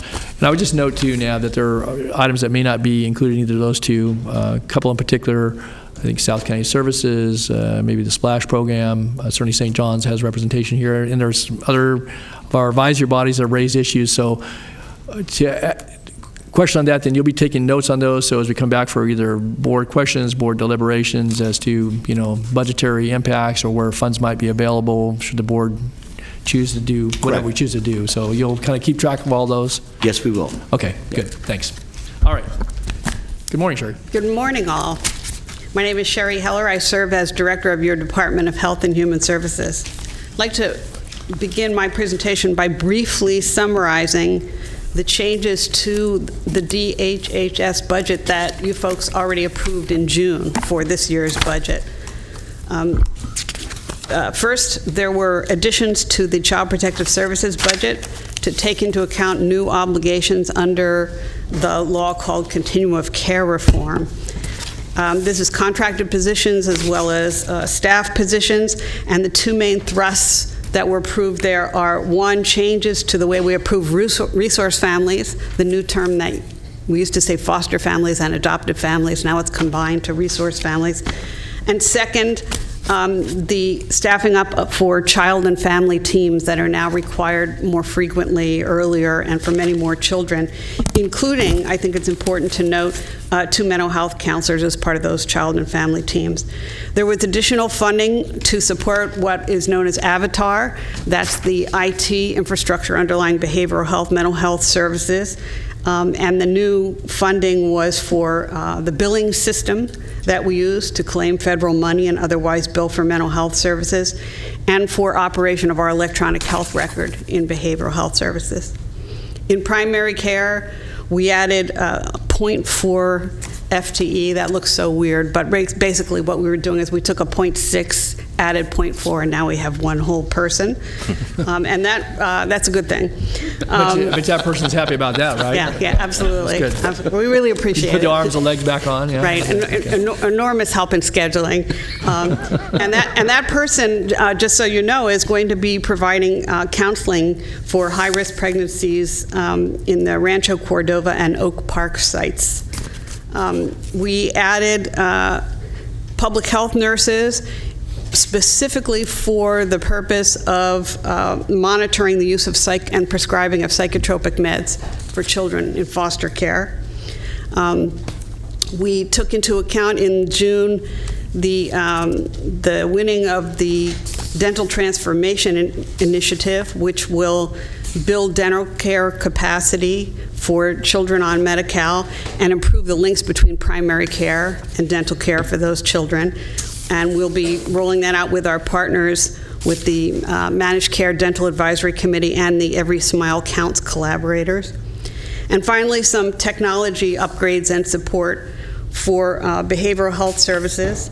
Those are workstations both for mental health and drug and alcohol staff. And some funding provided by the state so that we could support the state's effort to modernize the child welfare information system that underlines, it's statewide, but we're close. The state likes to fund us to help develop it. We have a stake in making sure it goes well. So those were the things we did, that you did in the spring, and we're very grateful for them. Over the summer, there was some disappointing news, and that is that there were federal funding cuts that support our Nurse-Family Partnership Program and the Maternal, Child, and Adolescent Health Program. These cuts weren't really because the federal budget was adopted. What happened is that the state of California had its funding enhanced for a while by having won some competitive money, and that expired. It's in excess of $1 million lost to us, and the effect is that we have essentially cut the Nurse-Family Partnership Program in half. We had 2 teams of nurses operating, and we now have 1. We learned this in July after the cuts had become effective. The cuts were effective July 1, so we had to act quickly. Our response was to make referrals of the families already enrolled in the program to the Birth and Beyond or Family Resource Centers, because we had that as an alternative to make sure those, and about, I would estimate, maybe 40 families re-enrolled in the Family Resource Center program as opposed to losing services. About 27 families disenrolled. The remaining team of nurses has 109 clients currently. You know, this is a proven program. We believe in it. It works. We get better pregnancies and healthier children. On the other hand, it is a very, very restrictive program. The rules for it, for example, call out a 2.5-year working with the families. The caseload is very low, 25 clients to one nurse. We're pleased that we were able to maintain the one team. I want to call out that we did not lay off any nurses to absorb these cuts. We didn't lay anybody off. Instead, we moved the existing public health nurses to vacancies that we had in public health nursing that supports CPS. And I think we've talked before about the important role that public health nursing plays in the Child Protective Services program. Could I ask, well, Supervisor Stern, and I have a question too, so. Yes. I just wanted to get some clarity on the 27 families that you mentioned, Dr. Heller, that disenrolled. Is that attrition, or is that because of other factors? In other words, did they complete the term of a program? They were not completed, and these are folks who were referred to family resource centers and did not enroll there. So it's hard to know the reasoning of it. Okay. But they weren't working with the nurse they had been working with anymore. Okay. Thank you. Question I have, this is a program that, you know, through the ups and downs in the budget, and Mr. Gill certainly alluded to that in any given year, but even in the worst of times, we maintained the nurse-family partnership. It got reconstituted a bit, but, and I guess a concern that I have, in fact, I noted this even before I saw your slideshow here this morning, that recognizing that, you know, no one was laid off, well, I guess that's good for the nurses and the employees, but I'm still concerned that, you know, small caseload is for a reason. You're dealing with situations that are very difficult. I know I've certainly, and maybe other members of the board, have done a ride-along in years past, a couple of occasions with our nurse family partners, and I can still recall very clearly, you know, some of the folks that we encountered on my ride-along that I think were at great risk. I mean, you know, teen mothers living in situations that, you know, where they may be with a grandmother, in one case, underweight infant, and that nurse was a real connection to, a real lifeline for that infant, but certainly for the young mother with parenting and so forth. And I guess I'm concerned that we didn't have, the money may have gone away, and I know the county, and this goes to this policy decision about, well, we don't backfill. Well, we don't backfill, we don't know about it. If this board wants to have a discussion about, just as we've done in other areas, about whether this and the competing priorities rises to the level that we want to backfill. And I think that in this case, I, for one, would have liked to, and I guess we can still do it today, although we've now shifted folks away, we've disenrolled folks. Some went to the FRCs, which is great. That's a great program, but it's different than this program to some degree, the intensity of it. And we didn't have any discussion about that. It just happened between June because of the loss of money. And I guess I would say, Nav, and to you, Dr. Heller, that this, at least in my view, and it may seem like it's inconsequential, but I don't think it's inconsequential. It's certainly consequential to 27 families who disenrolled, who may or may not have had, you know, good outcomes. But beyond that, this has been, through thick and thin, a program that this county has supported, recognizing we've had to cobble together resources at times, made reductions in it, reconstituted it, and I guess I'm a bit concerned that we're here today. It's already, you know, basically a done deal. And yeah, we could make a decision about putting some funding back in, but then you got to hire up and you got to have a team and all that. We didn't have any of that discussion. It just happened. And so I guess I appreciate some response about that. I mean, as Dr. Heller mentioned, I mean, this is a reduction that came from the state, and I guess my best answer is that when state cuts, we cut accordingly with it. We adjust our budgets when they do it. And this is one program. There's a myriad of programs that they take funding, give funding, go back and forth. And well, for example, we say realignment money, one-time money. This could have been bridged over till we got to final budget and presented us with that decision here today versus having, basically a decision was made, recognizing that direction, we don't backfill. We don't backfill unless we choose to do it. Generally, we don't, but we have in the past, and we've saved positions and or found ways to move things around. So I guess I pose that again. It goes to your where funding drives policy, or policy drives funding in some cases, or choices that really aren't choices because it's like it's on automatic decision making. Well, it's based on what the state does to us. I mean, we're agents of the state. So the state is the one that gives us the funding. They say you're going to do this. When they take the funding away, we've, I don't know better words, we've always stood by that, saying that if the state takes it, we cut accordingly, and if the state gives us money, we implement what they give us the funding for.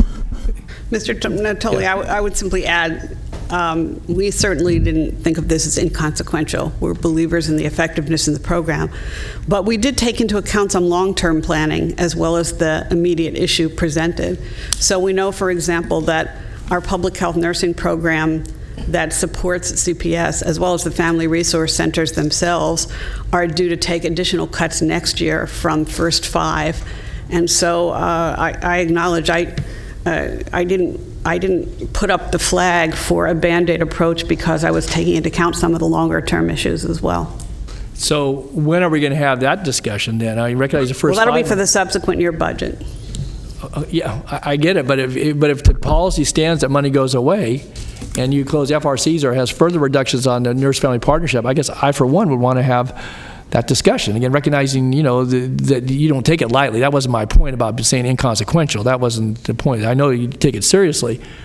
But if it's a service reduction, and a serious service reduction to a very at-risk population, of youngsters who may or may not make it through this lifetime. And I guess if there's going to be further reductions that are contemplated for either loss of funding that's driven by First 5, which is a state funding source, or others, then we ought to have that probably enforced. As you recall, in June, when we had the First 5 discussion, they did identify there are some funding reductions coming. Right. No, I know that. And that is going to be a conversation we're going to have June of 18, what to do with it. I mean, that's slated for us to come back and talk about it. So, but the funding loss will be effective June of 18, so you're going to come back to us in the springtime in advance of that, so that we got some, because again, this gets, against the backdrop of everything else in the budget, and whether it's public safety, public protection, health and human services, I just think some of these services are critical, and we build, we reinforced that system by adding family resource centers and putting more money into it. And if that money is going to come out in a different fashion from a different source, then we ought to talk about that before we begin to disenroll and disassemble the system. That's my point. I mean, if that's what has to be done, this board makes tough decisions all the time. But I just don't want to be an automatic, pilot that, that's what, you do your job because you have to cut the budget, and next thing we know, there's a FRC or 2 of them that are closed, and more nurses are out the door or shifted somewhere else. Supervisor Natoli, if I may, for next year on the First 5, we are anticipating those reductions, and there will be sufficient funding in the 17-18 budget, so we won't have to necessarily ramp down prior to the board having a discussion in budget hearings on what they want to do in response to those reductions. So there won't be any advance reductions in this fiscal year based on what we anticipate from First 5 in 18-19. So if your concern is that we're going to start ramping down or cutting in April or May in anticipation of those cuts, I don't think that will be necessary. There will be sufficient appropriations in DHHS to maintain that until the board can have a budget and policy discussion around that for next year. With regard to the public health, the nurse family partnership, I would echo Ms. Heller's comments that we don't take this lightly. This is a very important program. It's been very helpful. It's helped a lot of people, and it's been a critical piece of CPS. But there's a whole lot of things right now that are very critical to CPS, and it became a discussion between Ms. Heller and myself on where the priorities lay. And there's some other requests before you to help CPS in its mission and what needs to be accomplished. And we put those out in front. It was an extremely hard decision. It's an extremely hard decision for you. I acknowledge that. But that says what is before you as our recommendation. Perhaps one thing we can do to take into account the feedback we're getting is take a look more broadly, Mr. Lake and myself and our team, at the various home visitation programs that we have in place to deal with high-risk pregnancies and children at risk, and lay them out, nurse family partnership here, family resource centers here, and do some planning that we could share with the board. I think that would be helpful. Again, my use of inconsequential wasn't that you took it lightly, Paul, or that you, Dr. Heller, or anybody else. It's just that it is consequential, and it's a program that certainly at least this board member has some familiarity with, and recognizing we make choices, and that what else you're going to present to us also presented choices that are difficult ones. I just, again, I echo what I'm saying in that it's important that, before those decisions are made, that at least we not just get notice of it, have a chance to talk about it in this context and hear from others. And, because, what we're going to do today potentially is going to help folks who are young teens or, adolescents who are troubled, but they got to get past infancy in order to get to that point. And so it is that balance. And I think what you said, Dr. Heller, would be very helpful. And I appreciate, Paul, your comments as well. So. Appreciate the feedback. Moving now to the adjustments that the county executive is recommending in your final budget. And the primary one I'm going to talk about is in the context of continuum of care reform. I want to call out the phrase continuum of care because I know that same phrase is sometimes used in the context of homeless programs, and that's not what we're talking about here. For some reason, the phrase is duplicated as a term of art in child welfare. So this is child welfare continuum of care reform, which represents a major transformation of services to foster children and youth, and as well as youth on probation. The basic principle is restrictions on the use of group homes. And I think we all share the belief that children should be raised by families in their own homes.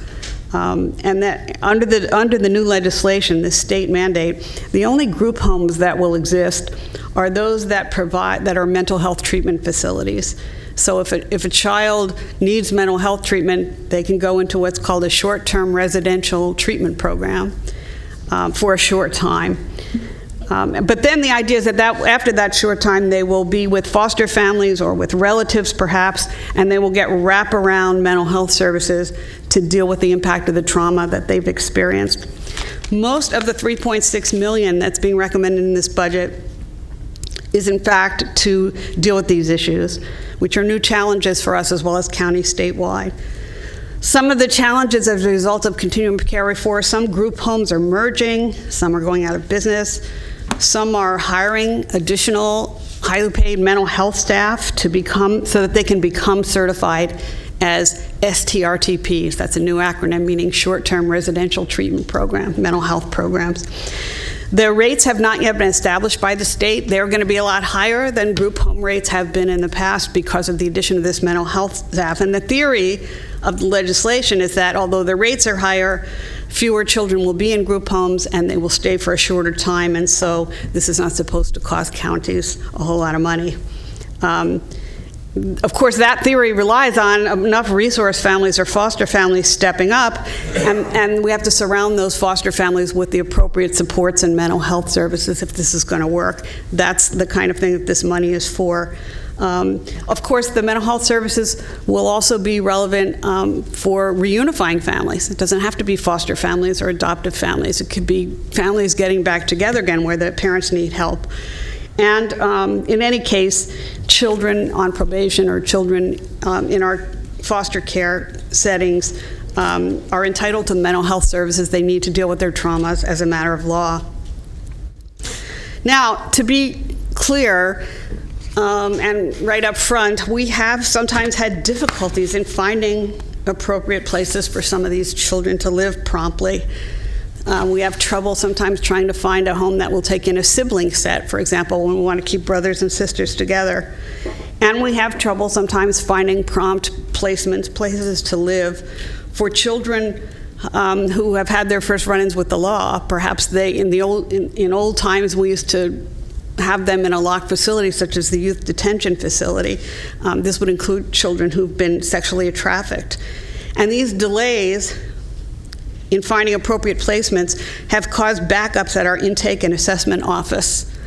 That office is also known as the CPSU, and I can't remember what CPSU stands for, Centralized Placement Support Unit, which is our office, our county office, that exists in leased space on the campus of the Children's Receiving Home. We have tried over the past couple of years to deal with these delays by providing additional support to the Children's Receiving Home so that they can take these children into their shelter operation.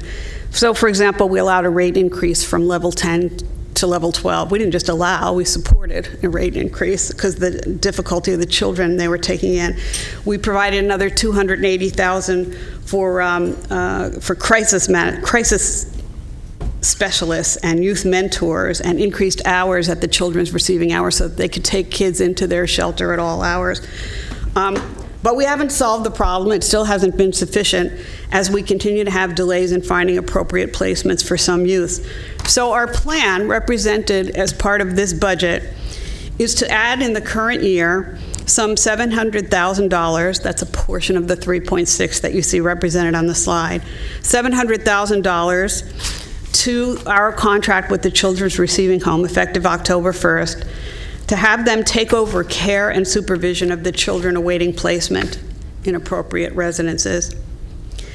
And additionally, in addition to the $700,000 for that care and staffing and so forth, the Children's Receiving Home would have access to some of the rest of the money that's there for mental health services. The mental health services will be then for the resource families wraparound, for the reunifying families, and for the families and for the children in the shelter temporarily at the Children's Receiving Home.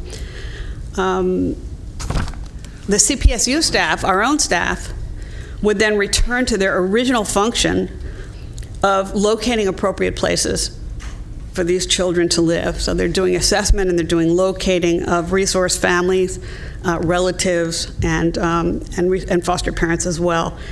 And ultimately, to be clear, that's what we need. We need places for children to live and grow and thrive.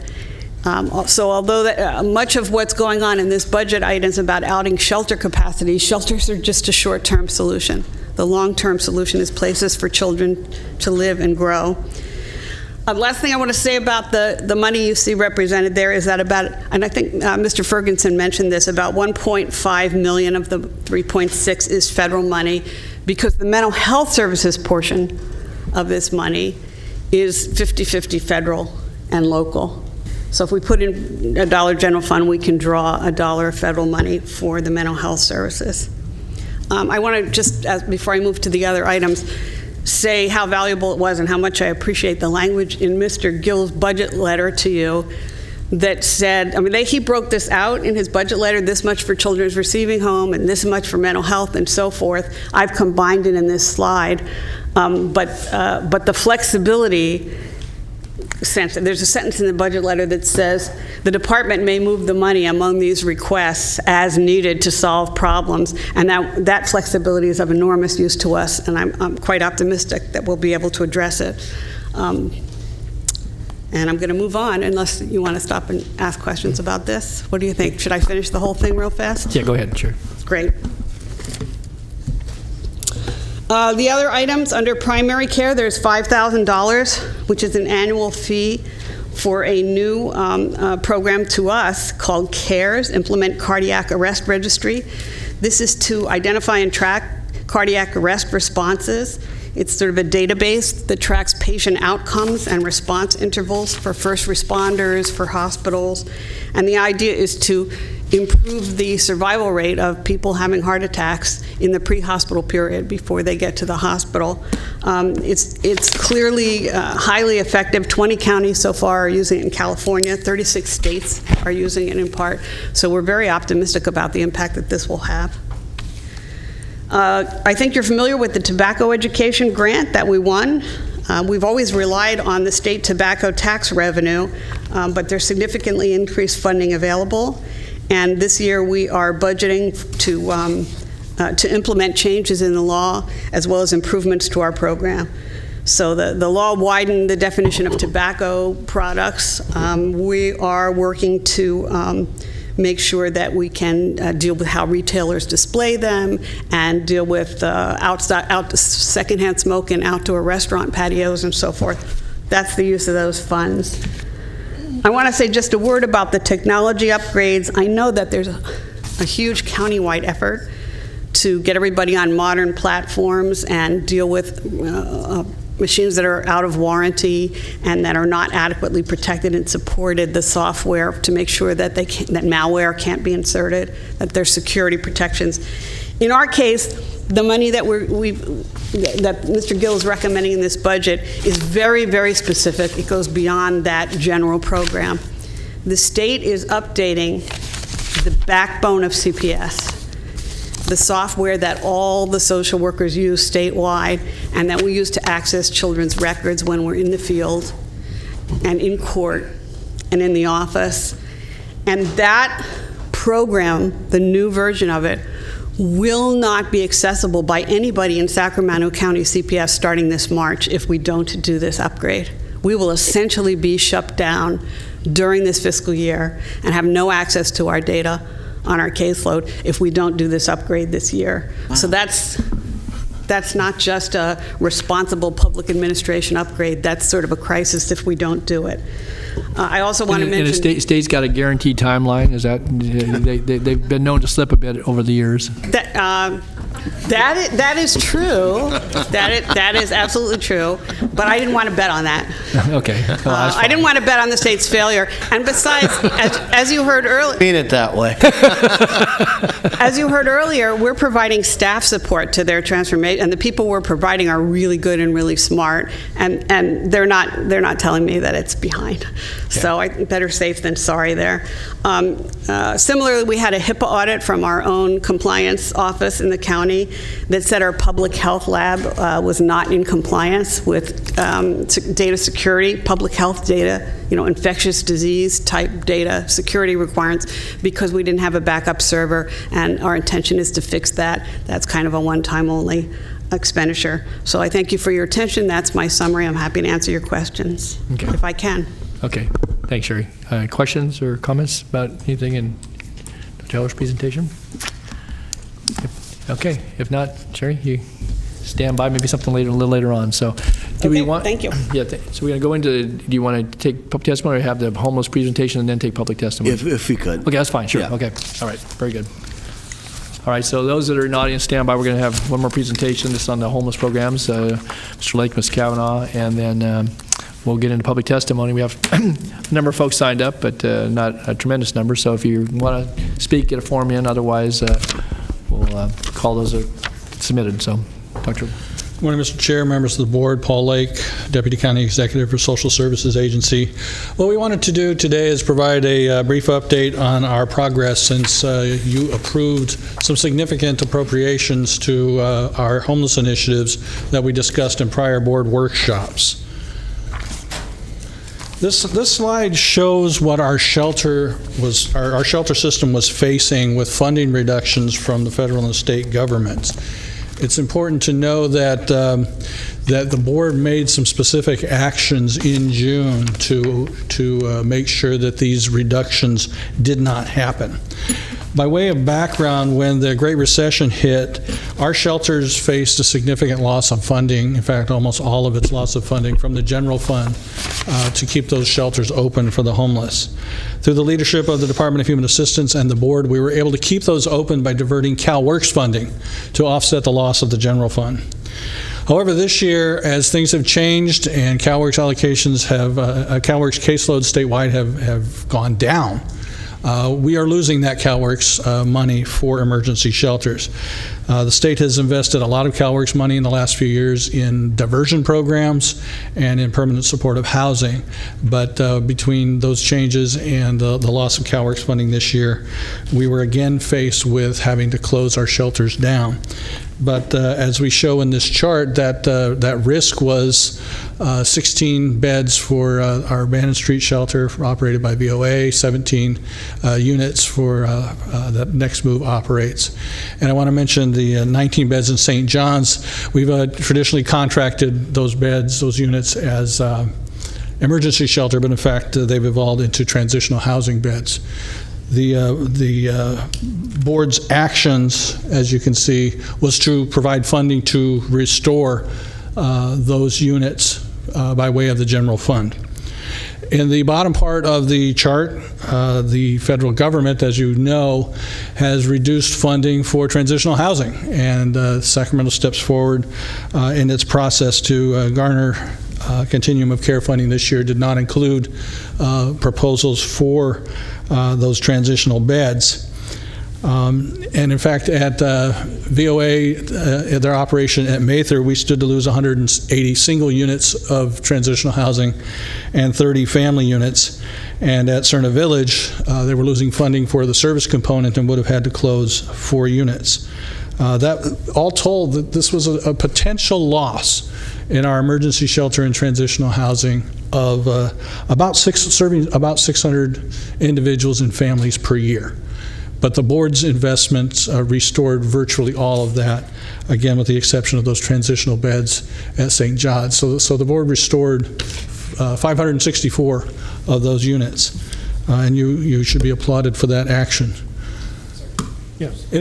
Paul, you said the transitional housing or beds at St. John's. I think you meant the emergency shelter beds. Say again?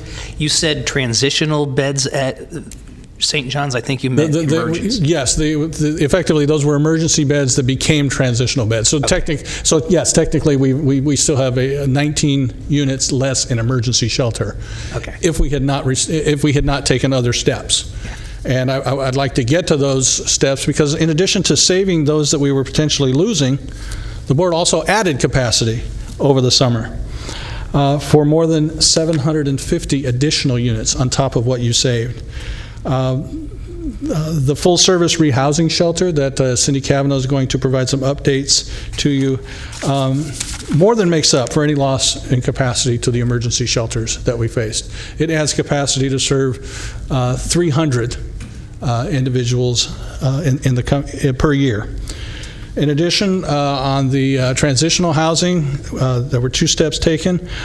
We approved a contract for some substance abuse funding out at Mather through the Options for Recovery program. That added capacity to serve 4 individuals per year. And pending board approval in a proposal next week, we will be recommending adding 25 additional transitional housing beds through funding that you provided in June. On the permanent housing side, as you know, you approved setting aside 150 housing choice vouchers to serve as permanent housing for individuals who are homeless. You also approved funding for a flexible supportive housing program that we anticipate will house an additional 100 people in permanent supportive housing units. And you've also approved the county's grant award for the Bringing Families Home program, which provides permanent supportive housing for families in the child welfare system. So as this chart shows, in addition to saving the capacity that we stood to lose, the board has added additional capacity to serve 754 individuals and families. Supervisor Cerna? Thank you, Mr. Chair. Thanks for the way this chart has been evolving to include the annual column, which I asked for at it was our Parkway hearing. I think that's important for the public to understand because some of this is going to be time limited. So in the course of a year, you're going to have folks, depending on whether it's emergency, transitional, permanent, that will benefit from the shelter and the services provided in that shelter, depending on what that term of service is. However, I would suggest that as the charts continue to evolve, I know I've been approached by a number of my constituents with a reasonable question, which is, okay, fine, you've approved a full-service shelter, you've funded it in June, but when does that capacity actually materialize? So I'd like to suggest that as we continue to rely on reference to these charts, whether it be with our constituents or with the media, that we be very transparent and maybe add a column to indicate when the capacity comes online. And I know that that's going to be a rough estimate in some cases, but for instance, full service shelter, we've been fairly consistent that it's likely about a year from the summer that it would come online. We still have to figure out siting, whether or not it's going to be something other than just 75 beds at one location, 300 capacity for 300 annually, of course. But I think that would be the most accurate way to depict that's a good suggestion. Yeah, what this capacity actually is, so that when we are approached by curious minds about not just what we're doing, but when we're doing it, we have a sound answer. We will do that. We will do that. And Ms. Kavanaugh will be here coming up after me to give a verbal presentation on where we are with that. Great, thank you. So this chart kind of totals it all together, and as it shows at the bottom, that the board actions this summer has saved and added shelter and housing capacity to serve almost 1,300 homeless individuals and families each year. I do want to make note that there is one budget change that we're recommending regarding the initiatives. We had anticipated some private funding that was going to be able to contribute to some of our efforts, and we included that as a revenue source in the Department of Human Assistance. We're no longer anticipating that funding is going to materialize at this point, so we're recommending it be replaced with an increase in net county costs of $810,000. Supervisor Stern? Thank you. Real quickly, should that commitment materialize sometime between now and next June, what would be our response to that? How would we account for the $810,000? So the $810,000 we will do a budget adjustment out of DHA. It will come into Britt's favor account, which is a discretionary revenue, and to be reappropriated in June budget. Okay, but if it were to come back sooner than, say, January, February, when there was maybe some mid-year consideration, it would be the subject of a supermajority vote by this board if there was a decision point on how to apply that discretionary revenue, would it not? If you were to increase appropriations during the year, then you would that would require a 4/5 vote, yes. But generally, what we try and do, unless there's a critical need, we try and wait to the end of the year, because some things come in higher, some things come in lower, and you have to look at the totality of where we are in order to make a decision, not just one Sure. thing that comes in higher. I understand. Thank you. Could I just do a follow-on to that, though, for today's purposes? We're talking about the initiatives, and and you've set aside full-year funding, but for some of these, and some have a half-year funding, but recognizing that we may be on track in some respects to what you just said. If we're looking at some considerations today, we can take that into account, though, in our deliberations as relates to changes that we know. For example, when I asked earlier this morning about the shot spotter, there was already 4 months of savings built right into that, even though you funded it. Next year, you will have a full year's cost, and I understand you want to you put it in the category, but same here in some of these areas here. If we're looking for room to make some adjustments, do we not have the ability to do that? Yes, of course you do. Yeah. Our suggestion or advice will be that if there's a dollar amount that you're looking for, is to give us the ability to adjust the budget rather than us going into each unit budget and try to figure out, is this going to be a 6-month, 4-month? Because that can create a potential budget problem for us in those units. Okay. All right. Note for further discussion this afternoon. So, Ann, Ms. Edwards, were you going to answer a question, or? It was related to that. Oh, it was. Do you want to add? So we did account, Ann Edwards, Department of Human Assistance. Good morning. Morning. We factored in some of the savings already in this $800,000 request because we were anticipating $1.2 million of private funds. We identified some savings in 3 different areas already to make up that difference. And the programs, the big programs were not funded for an entire year. Right. So we planned for starting in January. So if we were to start after January, there might be some additional savings, but we've actually captured the savings that we know we're going to have already in this figure. That accounts for the $390,000 roughly? Yes, it does. Okay, good. Thanks, Ann. Thanks for clarification. Okay, good. All right, Paul, thanks. So with that, I'm going to turn it over to our Director of Homeless Initiatives to give you an update of where we're at with implementing those homeless initiatives. Okay, thanks, Paul. Cindy, good morning.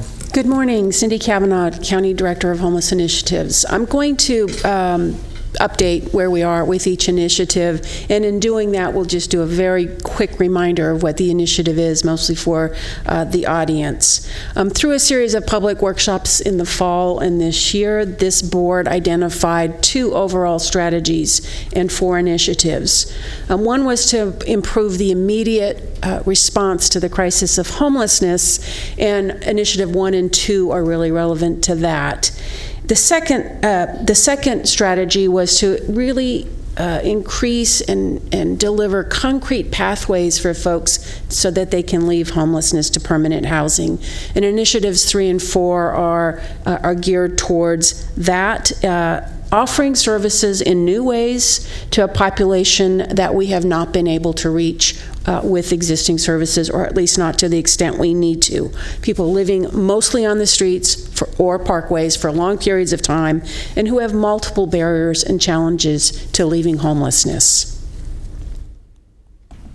So the first initiative is 2-part, the Family Emergency Shelter redesign, which also has a transitional family component. Quickly, the redesigned shelter system has several new features. In addition to serving through 2 shelters the 270 families annually, this is regardless of CalWORKs bureaus or barriers, so we can take high barrier families. We're going to prioritize unsheltered families, but we are also offering for the first time diversion services for non-CalWORKs families so that they do not have to enter homelessness. We're going to emphasize a quick reconnection to housing resources and simplify the shelter entry using the CalWORKs bureaus and a bed reservation system.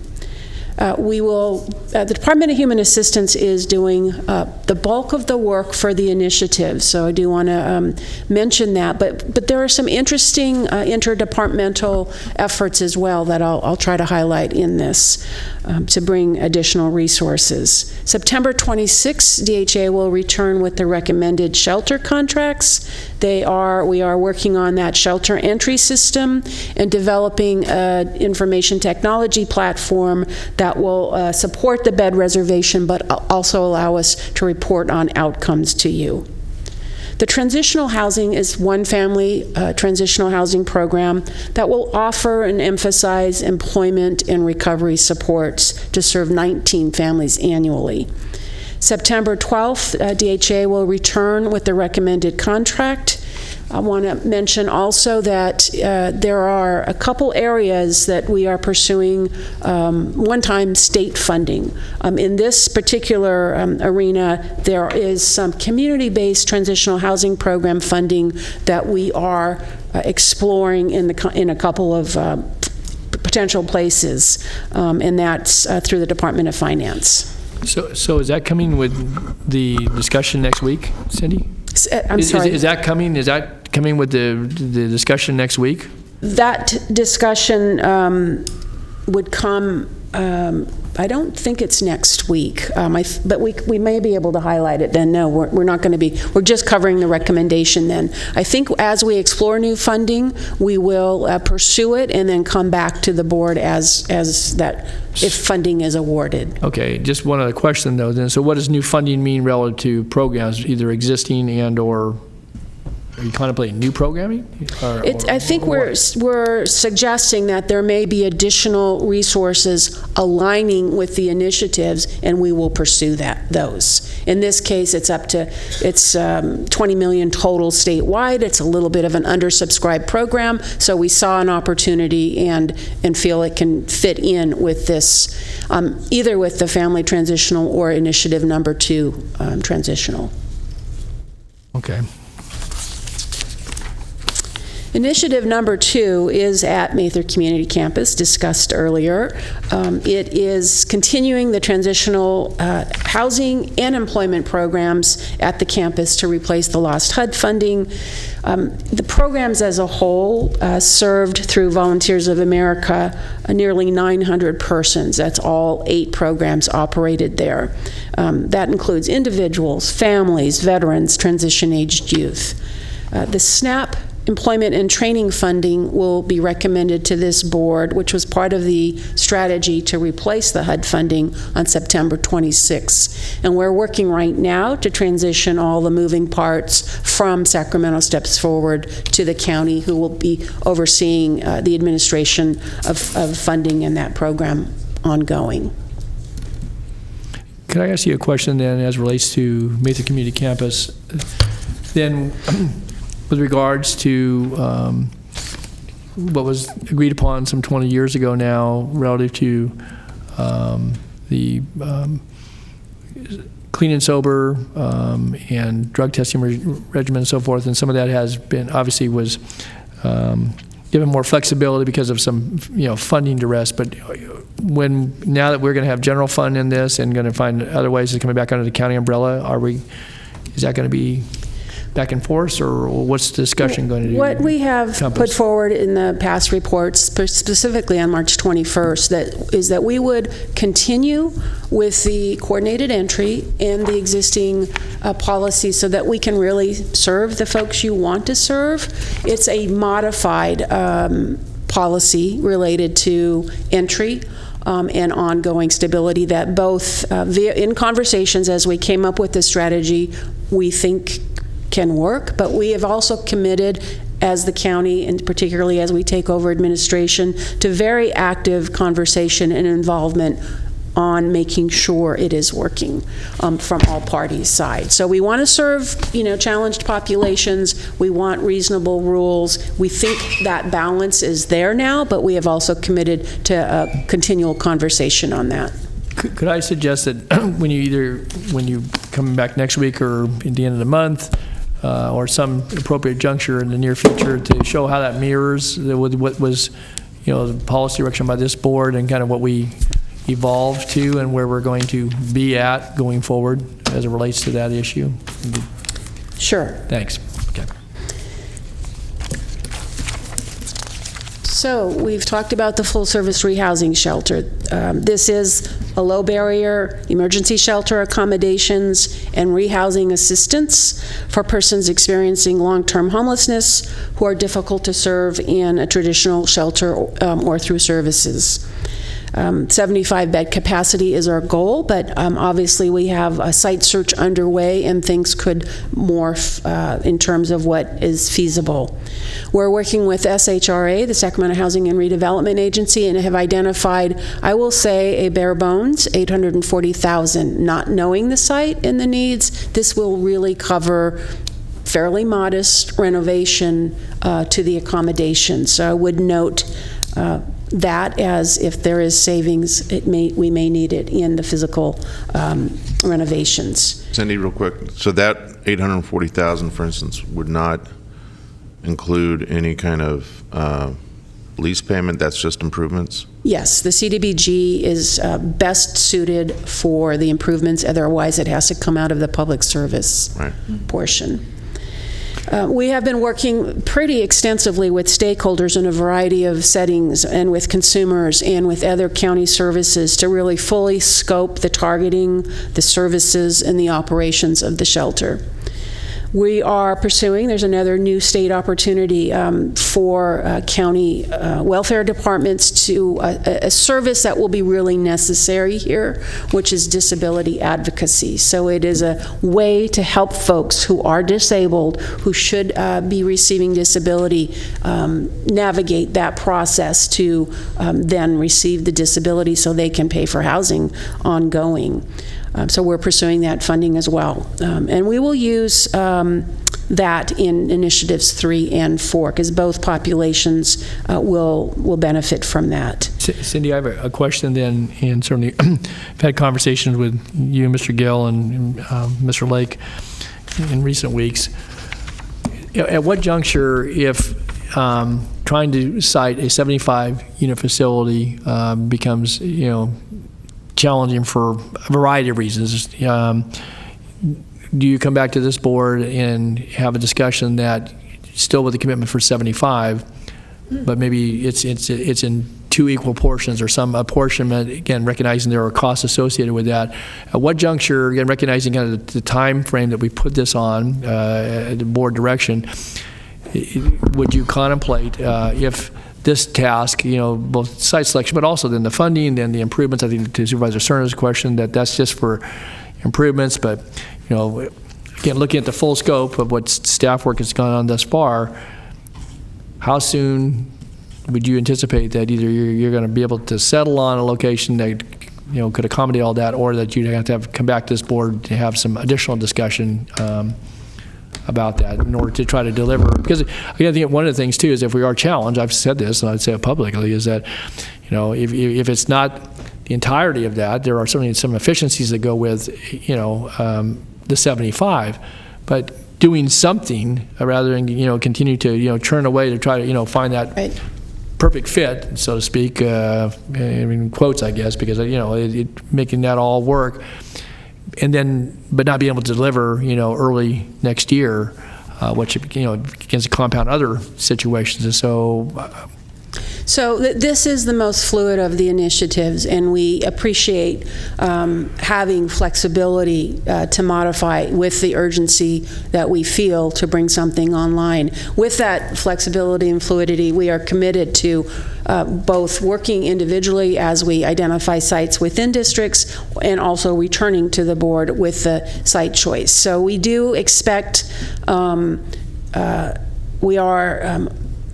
we may be on that best fit at this point in our looking at what we can do, what we can make work, and some things, different opportunities are coming up. So we'll be in communication, but we have committed to come back to this board with the site or sites. Okay. And so you have sufficient flexibility with regards to that then?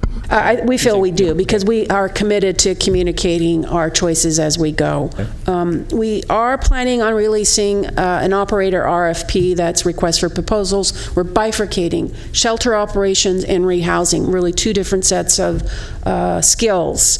The rehousing provider, we are intending to use the same rehousing provider as an initiative 4. It's kind of an important point, because we can begin rehousing almost in a bifurcated way. So as the shelters come online, that rehousing would be associated with that, or perhaps more flexibly.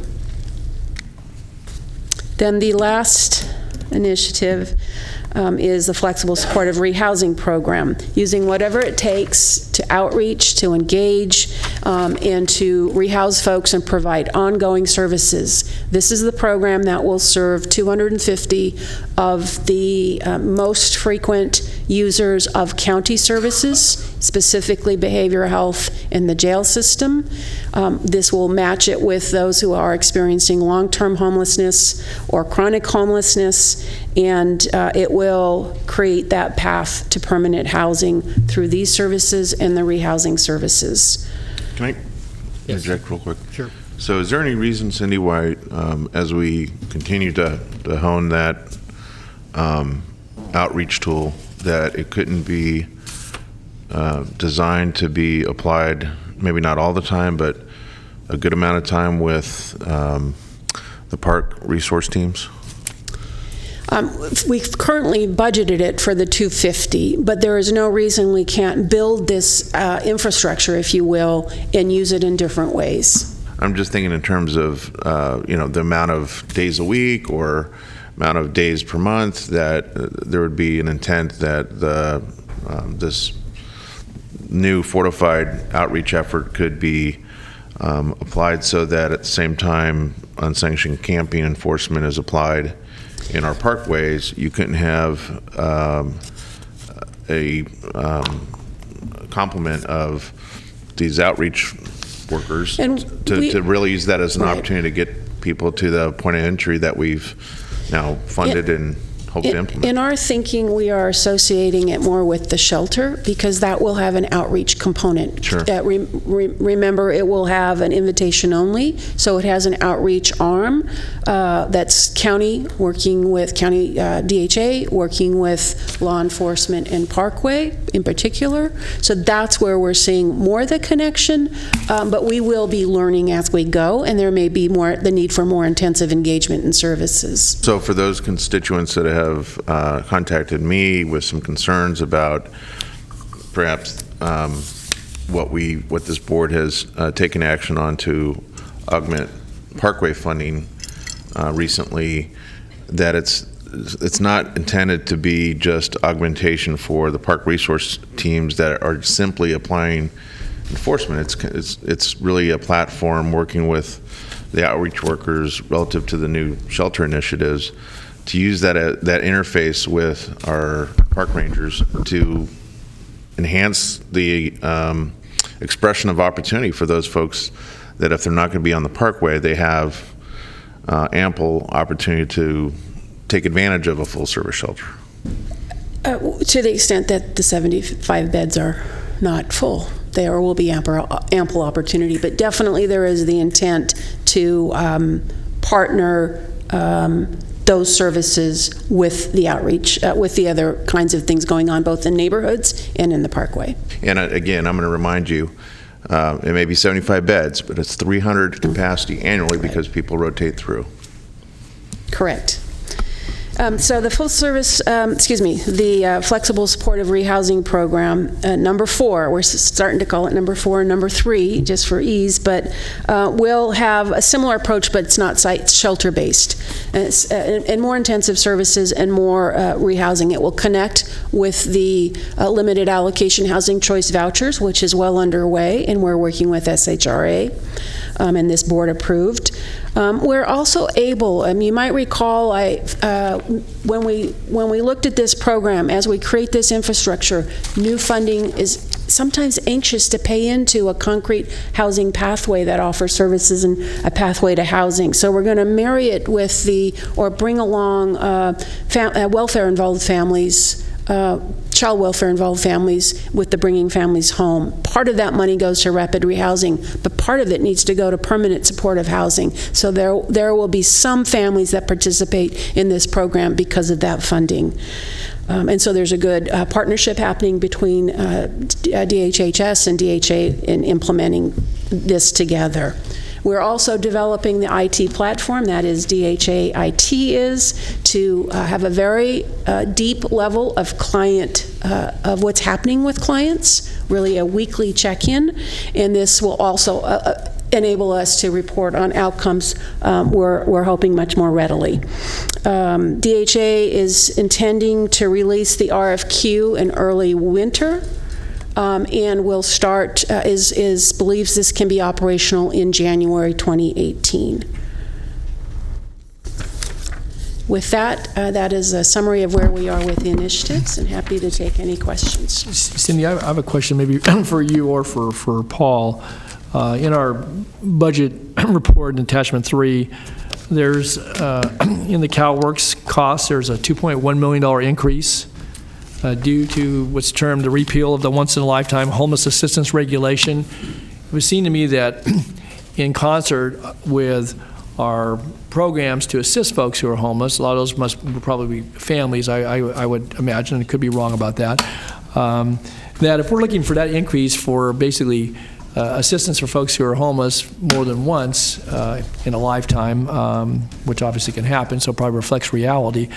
I guess I'm curious about how we might structure that beyond just some aid payment. Is there no way to then assist folks maybe with, getting into it may not be supportive housing, it may be in housing that they're sustainable on their own, but I guess I'm curious about that. That's a big bump. I'm going to ask Ms. Edwards to respond to that.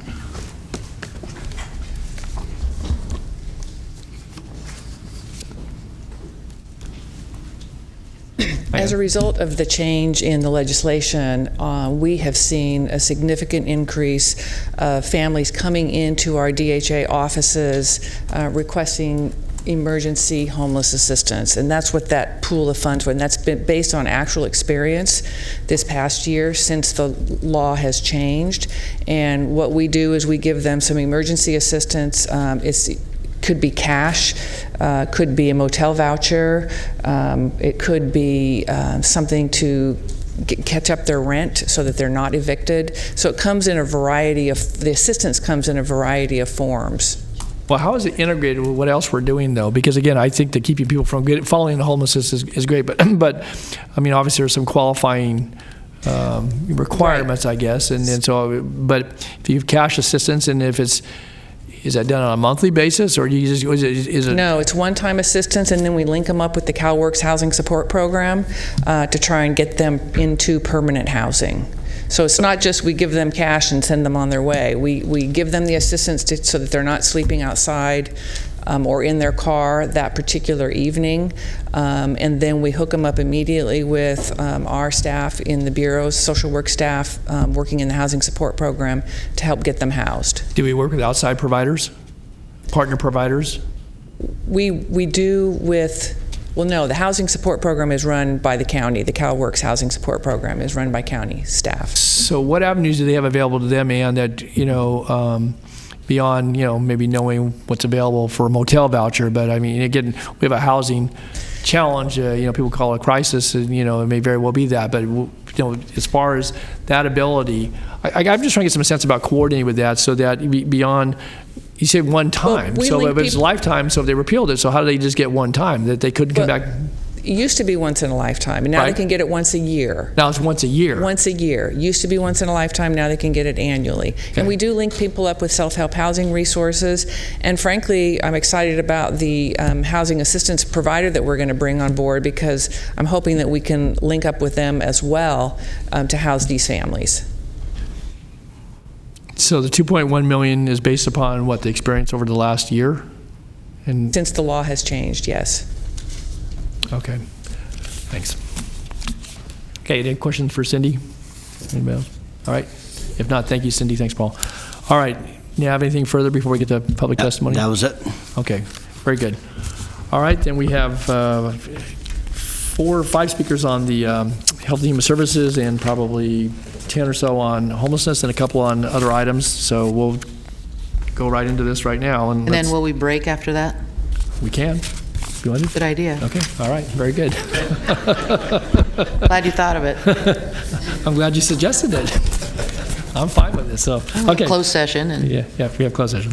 Okay, and then we would return this afternoon for deliberations. Okay, with that then, I'll call the first 3 speakers, Brenda Dabney, David Ballard, and Roy Alexander. If you had any particular order that folks wanted to go in, I see. That's fine. Brenda, good afternoon. Good morning still. Thank you, and good morning, almost still good morning. Yes. My name is Brenda Dabney. I am the Northern California Regional Director of the Children's Law Center of California. I have met with some of you over the last couple of weeks to talk about the children in the foster care system and the need to really strengthen a lot of the placement and housing services and treatment services that they receive. I'm here today to ask you to consider the request by Child Protective Services for additional mental health treatment services for our very most needy clients that are finding themselves in the foster care system, some of whom are at the CPSU or at the Children's Receiving Home. Some of them have yet to be removed from their parents as of yet, but you will see them in the next several months. As background, the Children's Law Center is a court-appointed counsel for the almost 2,800 kids who are currently in the foster care system here in Sacramento County. We, as attorneys and investigative social workers, see the impact of the abuse and neglect that our clients experience every day in court, in their homes, in the community, in their school environments. We work with children from a wide range of backgrounds who have experienced initially abuse and neglect from parents, then rejection sometimes from foster parents, instability in the group homes that they're placed in, and then in the most egregious cases, predatory conduct by those who would target them as a result of the lack of a caring, nurturing environment that the foster care system is able to provide them with in some cases. With so many complex mental health issues in their lives, it's imperative that appropriate mental health treatment be provided as a part of their way to healing. More than that, under the Medi-Cal program, mental health treatment is an entitlement for these young people who are the responsibility of Sacramento County. Locating safe and stable placements with the appropriate mental health services must be our #1 priority for these young people.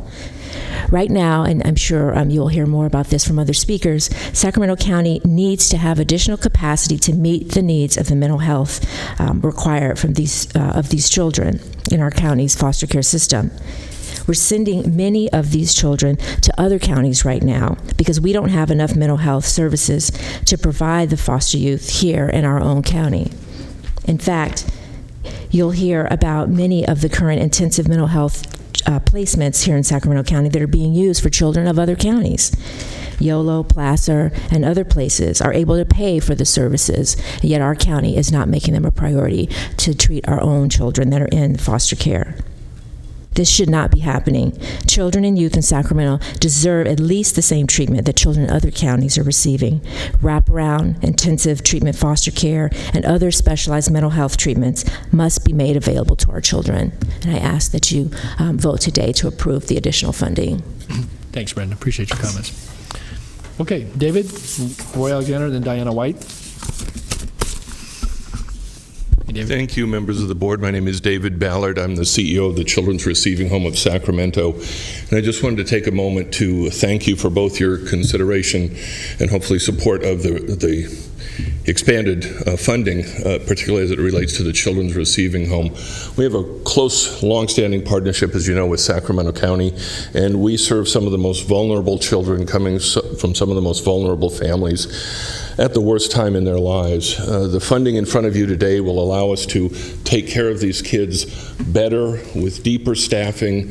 As Brenda referred to, we've got to work with kids who have significant mental health issues, substance abuse issues, and a lot of other behaviors that they built around themselves to really protect themselves. But they come from a world of hurt and they live in a world of pain, and the money will be well invested in the future of these children and these families in this community, and I thank you so much for considering that.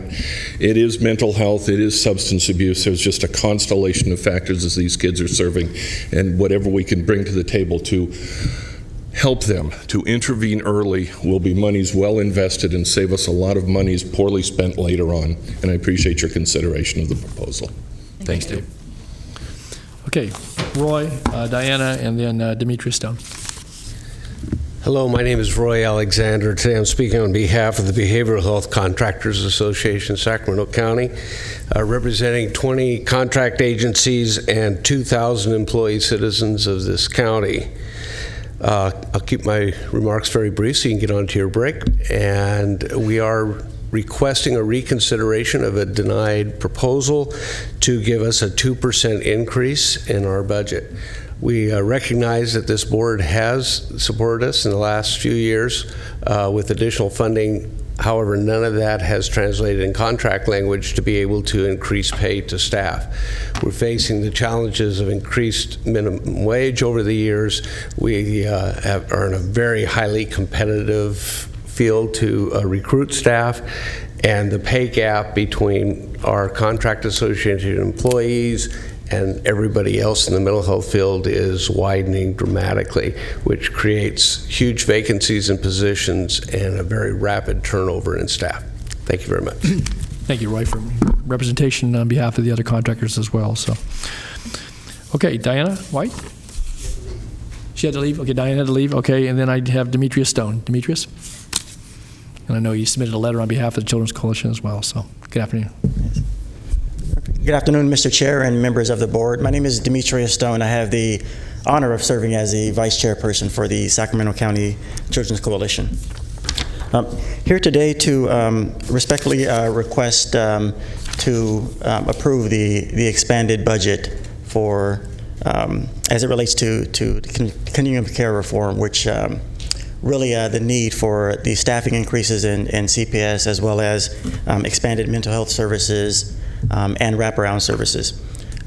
I know you have in front of you Andrew Keller, I know was here last month and provided you with both the letter of support as well as the letter from the Sacramento County Children's Coalition as far as our plans and our report. So I know you have a copy of that already, but I wanted to make sure you had an additional copy in case that got lost somehow from the last meeting.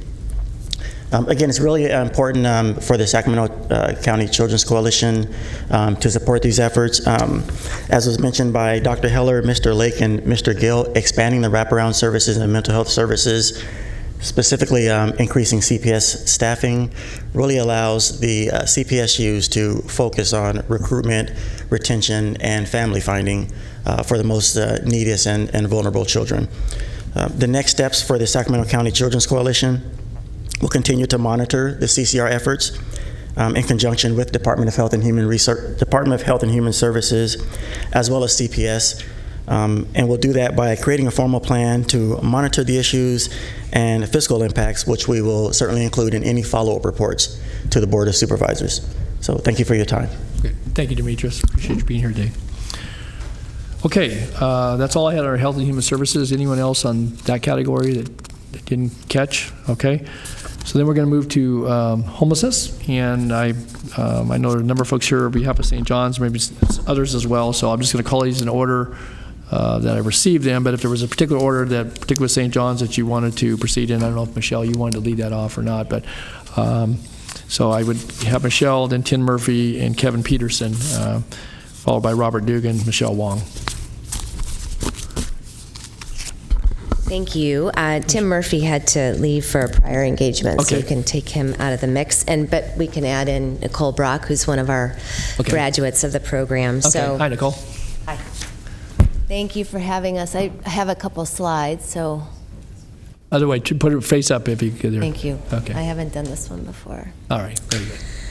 Okay, as I think all of you know, St. John's operates the largest shelter in the county with a current capacity, the only one focused on women and children.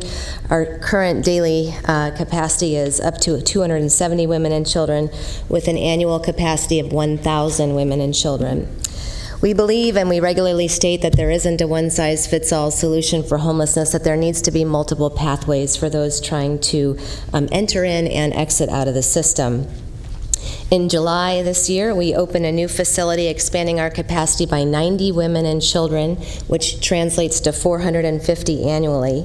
This new facility is virtually at capacity, and we're actually at an all-time high on our waiting list, which is now over 400 women and children every day. I want to just mention that that new facility was made possible without help from the county. We didn't ask you for help. We went to the Federal Home Loan Bank and got some support. We went to the City of Sacramento, the Buzz Oates Group, Homemade. There were a lot of different partners in that, and to really benefit the growing problem of homelessness in the county. Next slide.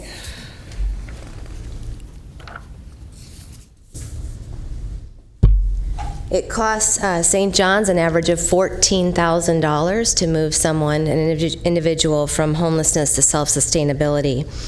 Patrick, I think it was you who shared with me that Sutter did a study showing that it's about $49,000 to have a homeless individual in the system. If you look at HUD estimates, it's anywhere between $50,000 and $100,000 to have someone in the system for a year. And not only is that $14,000 important for 1 year, but our program gets them up and out of the system. They're working and they're able to sustain themselves for years beyond. In 2017, our annual operating budget was about $7 million. For every dollar the county invests in St. John's, it's leveraged by an additional $9 that St. John's raises or earns to support homeless women and children to permanently exit poverty and dependence. When a woman with 2 children enters St. John's, her monthly income is a public subsidy of $426. When she exits, when she completes our program, her average monthly income does not include a subsidy, and it's $1,850 of earned income that she earns herself. In 2016, 20 women and 46 children were successfully reunited through our program, given our clean and sober environment and many of our CPS-approved classes. Families are reunited much more quickly, and that's a savings of $9,000 per month per family on estimate, at minimum.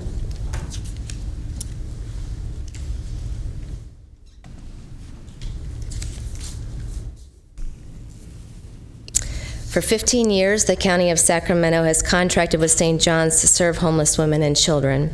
That contract amount has varied between $730,000 annually and $775,000. with different funding sources backing up that contract. For the past 6 years, it's been largely funded through CalWORKS with a small amount of general fund dollars as of late. 10 years ago, we were a 30-day emergency shelter serving up to 100 women and children for 30 days with a budget of $1.1 million. Today, we now serve up to 270 clients each day through a 12 to 18-month life transformative program with a $6 million operating budget, and the county's level of support for St. John's is now being suggested to be reduced to 0, and we're wondering why. I'm going to close with this slide. So the $730,000 impact, the contract that we've held for, as I mentioned, over 15 years, Mr. Lake mentioned that it's 19 units. And what you need to understand is that's 19 mothers and about 58 children. So 48 children. So it's a total of about 60 people. 38 children, I guess, right? 38. So 30 children. So it's a total of about 60 people, which translates to 180 annually. It's not just 19 people. It is a lot more people than that. But there's more ramifications. We have a lot of per capita funding that this would jeopardize to the tune of another $767,000, which would result in about a $1.5 million loss. On top of that, I mentioned earlier that the two funding sources that came to the table to open our new facility, one was a federal home loan bank grant, 15-year forgivable loan, that requires us to operate at a certain capacity in order to maintain that loan and to continue our mission. The City of Sacramento's loan was structured just the same way. So if we drop down by 60 women and children, we're going to be forced to close that new facility, and that will not just result in the loss of 450 people not being served, 450 women and children annually, but the burden to St. John's is about $3 million. And that is something we would not be able to afford to make happen. So I'm going to invite Nicole Brock, who is a graduate of St. John's program. She went on to start a truck driving company, and then we pulled her back in when we started doing transportation, and now she is a pretty senior manager with St. John's, and I invited her to come and share a little bit about her story and what she sees happening at St. John's. Okay, thanks, Michelle. Thank you, Okay, Michelle. Nicole, good afternoon. Good morning. My name is Nicole Brock. I am, as Michelle said, I am now a successful owner of a trucking company, but 7 years ago in 2010, I showed up at St. John's homeless, broken, with a 20-year drug addiction with me. Over that course of 20 years, I had been in many programs that were mostly just housing, just housing us. And when I got to St. John's, the difference there was that they showed me the ways to stay clean and sober. They taught me my biggest thing and my biggest fight at work is to teach the girls how to budget money and how to, the wants over the needs. That's your nails done. Getting your nails done. I tell them, they're like, this was my what I got after I got out of the program. Never in the program, but one of the biggest things that St. John's taught me as a woman was to be independent. I'm happily married. My husband and I both met on the streets while we were both in our addiction, and I learned to rely on him. He had been a truck driver prior to his addiction, and after we got clean the first time, or so we thought, he taught me how to drive a truck, so we were team drivers for 5 years together, and then addiction came back and took everything that we had built for those 5 years, took it right back from us. That was prior to coming to the program. So what they taught me as a woman was I am no longer reliant on my husband. I love him to death, and he pays for the finer things in our relationship. But as far as the household and the priorities, that's all me. That's all comes out of my budget, and so I think that's our biggest thing, is that we need to teach our women that it's okay to have a significant other, but you need to be strong, independent women and taking care of your family first and foremost. And losing these funds would be, detrimental to us, our program. Just seeing what happens in the course of the 18 months with our women, and then they come back, years later, and to be successful is just so rewarding. Very good, Thank you. Nicole. Well, thank you for sharing your story, and congratulations to you.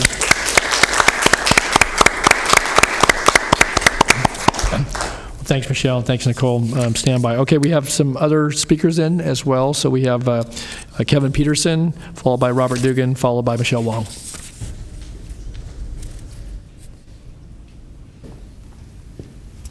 Good afternoon. My name is Kevin Peterson. I am on the board of directors at St. John's Program for Real Change for about 15 months now. I work for Kaiser Permanente in South Sacramento and lead the human resources function there. Since I joined Kaiser, it's been very important to us to be involved in this community. And homelessness and behavioral health are critical issues that we're addressing as an organization. I heard about St. John's prior to joining Kaiser about 3 or 4 years ago through a church in Midtown Sacramento. And it stuck with me because what's different about this program is that it doesn't just provide a house, a roof, and a meal. It provides long-term change for women and children. The story that you just heard Nicole tell, we can tell hundreds of times because this shelter does change lives. In order to do that, we're asking for your assistance in providing the funding to help us to continue to do that. Lots of facts and figures today about the homeless problem. Clearly, it's large, and it's going to take all of us to get it done. So I'm asking for each of you to consider supporting St. John's, and again, help us continue to change lives in this community. Thank you. Thank you, Kevin. Thanks for your leadership as well. So, okay, Robert, and then Michelle, and then Kevin Ramos, and then Braden Murphy. I can't say good morning anymore. It's afternoon, I think. Good afternoon. Good afternoon, Chair, Board. Thank you for the opportunity to be here. My name is Robert Dugan. I'm the Senior Vice President of Public Policy and Economic Development for the Sacramento Metro Chamber. We're here today on behalf of our member businesses, civic organizations, and their employees throughout California's capital region. And we're here to urge you to stay the course on your historic efforts to provide steady support for the organizations that are making a difference with some of our most vulnerable populations in the homeless sector. We know there's a lot of issues facing our region. You've got your hands full on a number of fronts, but we know that homelessness is one of those extremely complex, extremely difficult issues that affects so many people in so many different ways. At the same time, you've all rolled up your sleeves. You've all worked hard on this issue over several years, and I'd be remiss if in this statement we didn't at least stop and acknowledge the fact that you and your colleagues and some of your colleagues with other jurisdictions are working hard on this issue, because it's not going to be solved overnight, and it's not going to be solved in an easy fashion, otherwise we'd be done. From the Chamber's perspective, we see that this issue has to be tackled on 3 fronts. First, we have to make sure that we're honoring the human needs of our region's homeless population. You guys have certainly been focused on that. Second, we have to address the root issues that are contributing to or exacerbating the homeless situation. Those are issues like the economy, available housing, certainly the mental health and substance abuse issues, domestic violence, et cetera. And then, of course, finally, we have to work to help every jurisdiction adopt some level of uniform enforcement ordinance so that we can ensure that our community, our businesses, and our open space corridors are safe for everyone concerned, because we need those folks to support us as we try and come up with a solution to this difficult challenge. We know it's hard. If it weren't, you'd be done by now, right? Because you've certainly put in the midnight oil, burned the midnight oil trying to come to a solution. Relative to today's budget and the reason we're here, we would encourage you to find a way to stay the course. Don't be distracted by the whiplash of rhetoric, which seems to be all around us right now. There's a new solution, a new idea for almost everything, the shiny penny syndrome, and often that leads to a drop in productivity as we reboot things. We know that the comprehensive solution is elusive and is going to require a lot of different approaches and a lot of different steps, but we can't afford not to support those solutions that you've already fueled and are showing measurable results. So to that end, you've played an important role in helping our most vulnerable homeless populations, mothers and children, get off the streets, work to transition from tax consumers to taxpayers, which is, it's a key element. It's one. There's a lot, I understand, but it's one element where we know it's working, and because of your support, historic support, that steady support, that has actually flourished. That's one area we're doing great in. We would encourage you to find a way to maintain that steady support. And I also want to make sure we put it on the record. You also need to take a moment to take a deep breath and be proud of the efforts that you've put into this, even when it's difficult, because all too often folks are standing here saying, you got to do this next, right? and a lot has been done. So with that, the Chamber stands with you in support as we continue to address this challenging issue, and if there's anything we can do to support, let us know, but we're wading deep into this issue. Just addressed it with our exec-com and our full board this last 2 weeks, and we'll be here to support you as you do this hard work. Thank you. Thanks, Robert. Appreciate your comments. Okay, Michelle, then Kevin Ramos, and then Braden Murphy. Hi, I'm Michelle Wong, director and owner of Center Jackson, president and CEO of Clean World. I'm here as a business owner today to support the use of county funds to provide women and children the opportunity to escape poverty permanently. It's much more practical to allow women to become self-sustainable and raise their children themselves rather than to simply provide temporary shelter. St. John's Women and Children's Program for Change has a history of success with women such as Nicole, and I think being able to provide women the tools and the resources to allow them to become self-sustainable not only provides jobs for them, but also provides the children an opportunity for a stable environment and an education, and will avoid them going into that same poverty situation. So overall, I believe that this is the most practical way to spend the money for ending homelessness on a more permanent situation. Thanks for your time. Great, thank you, Michelle. Appreciate it. Okay, Kevin, and then we have Braden, and then Dave Cloninger and Phil Tengloff. Hello. Hi, Kevin. Good to see you. Good afternoon. I'm Kevin Ramos. I'm on the executive team of the Buzz Oates organization locally.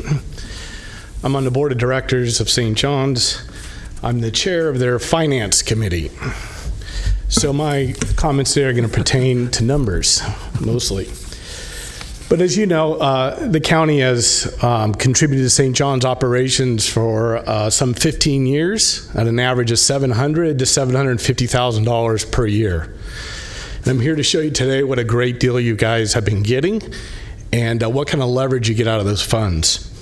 But as I'll start with, St. John's used to go by St. John's Shelter. We've now changed the name to St. John's Program because we think it's much more than a shelter. It's an actual program in which people go through and become self-sufficient. But to give you an idea, Michelle mentioned in her presentation, I think some of the initial budgets were under $2 million, $1.5 million, $2 million. I just took some numbers from our financial statement the last couple of years. Our budget in 2014 was $3.6 million. Government assistance was about $700,000 of that, which was the county, which was about 20%. That grew to $5.4 million in 2016. Government assistance went to $1.5 million, county being about half of that. So overall government assistance was 27%, county share was about 13%. And this year our budget is about $7.5 million.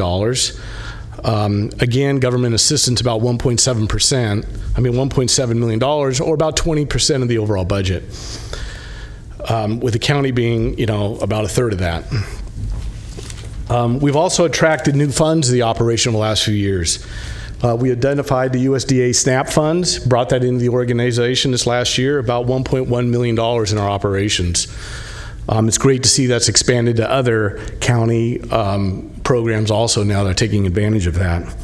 We're also finalizing, or have finalized and are ready to implement a program with the State Department of Corrections to further expand our program and offer those services to the state.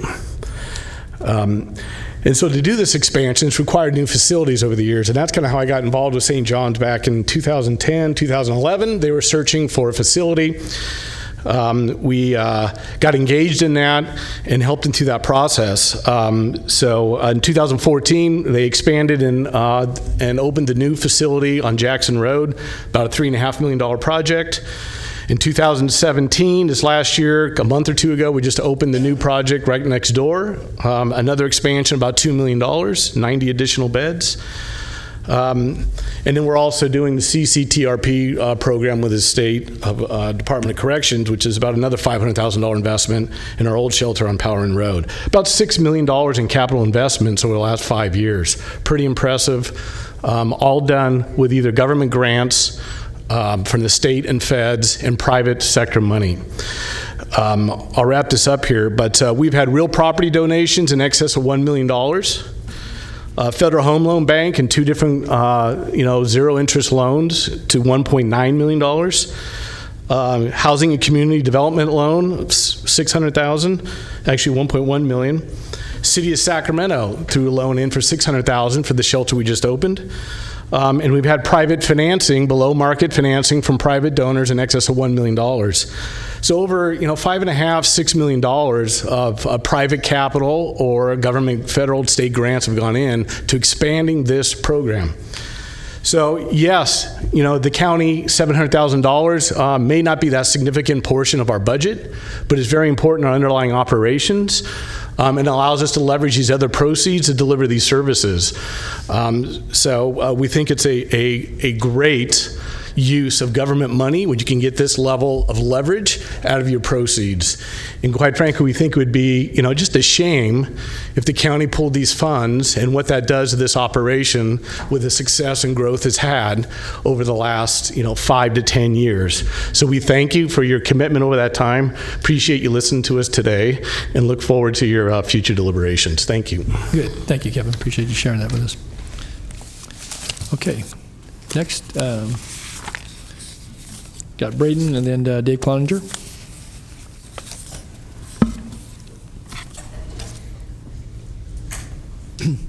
Yes, thank you. I wanted to quickly circle back to the IHSS. When I walked in the room, there's not even a color coding for IHSS, which is too bad. And a lot of the reason why more people can't come to these things is if you're somebody who needs IHSS care, it's very hard for you to get out and get to a meeting like this.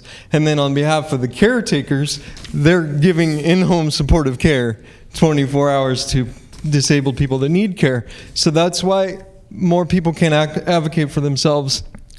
And I just really hope you guys do something about the nightmare that is the low-paying wages of the IHSS workers. Okay, now for homelessness, I just think you guys are doing a really horrible job. I couldn't disagree more with the guy that spoke from the chambers. It is our job to come tell you guys how bad you're doing. And you could celebrate your little successes in your home if you want to. There's thousands of people out on the streets, and the solutions are simple for a lot of them. I'm a homeless advocate, and I actually think the homeless benefits are too much. Homeless people are getting around $1,000 a month, and then they're spending it on the 4th day, and then they're broke. What they need is a place to go. They need somewhere to take their dog and their shopping cart where they're not going to be rained on. And like I've said over and over, we need to open up some tent city. People get scared of the concept of tent cities, but the reality is that thousands of homeless people are still around. They're still lurking in neighborhoods. They're creating their own unregulated tent cities. What we need is to open up a tent city, bring 3 meals a day, have porta potties there, and have police regulating the tent city so it'll be safer for all residents, and it would be better for these people that are suffering. It would also be a lot cheaper than anything that's being advocated for. The fiscal irresponsibility of this county is unbelievable, with the exception of Sue Frost. I thought the way that she explained it was really good.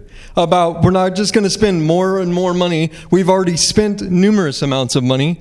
And I'm talking about the American River Parkway where you guys voted to spend $5 million to displace homeless folks. So it's not about, for me, what's in the budget for the homeless people. It's about what are we doing right now. Phil Cerna is so disingenuous when he tries to point out the shelter for 75 people. Oh, let's make sure we point out it's 300 annually. Well, that shelter, Phil Cerna's own words, are not going to be opened until a year from this summer. So people that are getting pulled off of the parkway, they are going to suffer. It's going to be pushed down to the city. We need to end anti-camping ordinances, and we need to create low barrier to entry places where the homeless people can go. Then send your navigators there, and then with the people that are succeeding there, that's where you take people to permanent housing. The answer is not permanent housing for everybody, but we cannot allow people to just suffer on the streets. So at the cheapest possible way it can be done, we need to get people off the streets and get them what they need. Thank you. Thank you, Braden. Okay. Thank you for your comments. Okay. Next, Dave Kleininger, followed by Mark Weiss, Andrea Anderson, and Phil Telgoff. I may have got those out of order a little bit. I think I called Phil a little earlier, so sorry about that. So, yeah. Okay. Thank you very much. Yeah. My name is Dave Kleininger. Yeah. Day job is Vice President with Merrill Lynch here in town. My passion is actually St. John's. So I've been on the board, one of the longest tenured board members at a little over 8 years. I'm terming off. I'm trying to get off. No, I'm kidding. They're trying to kick me off. I'm kidding. But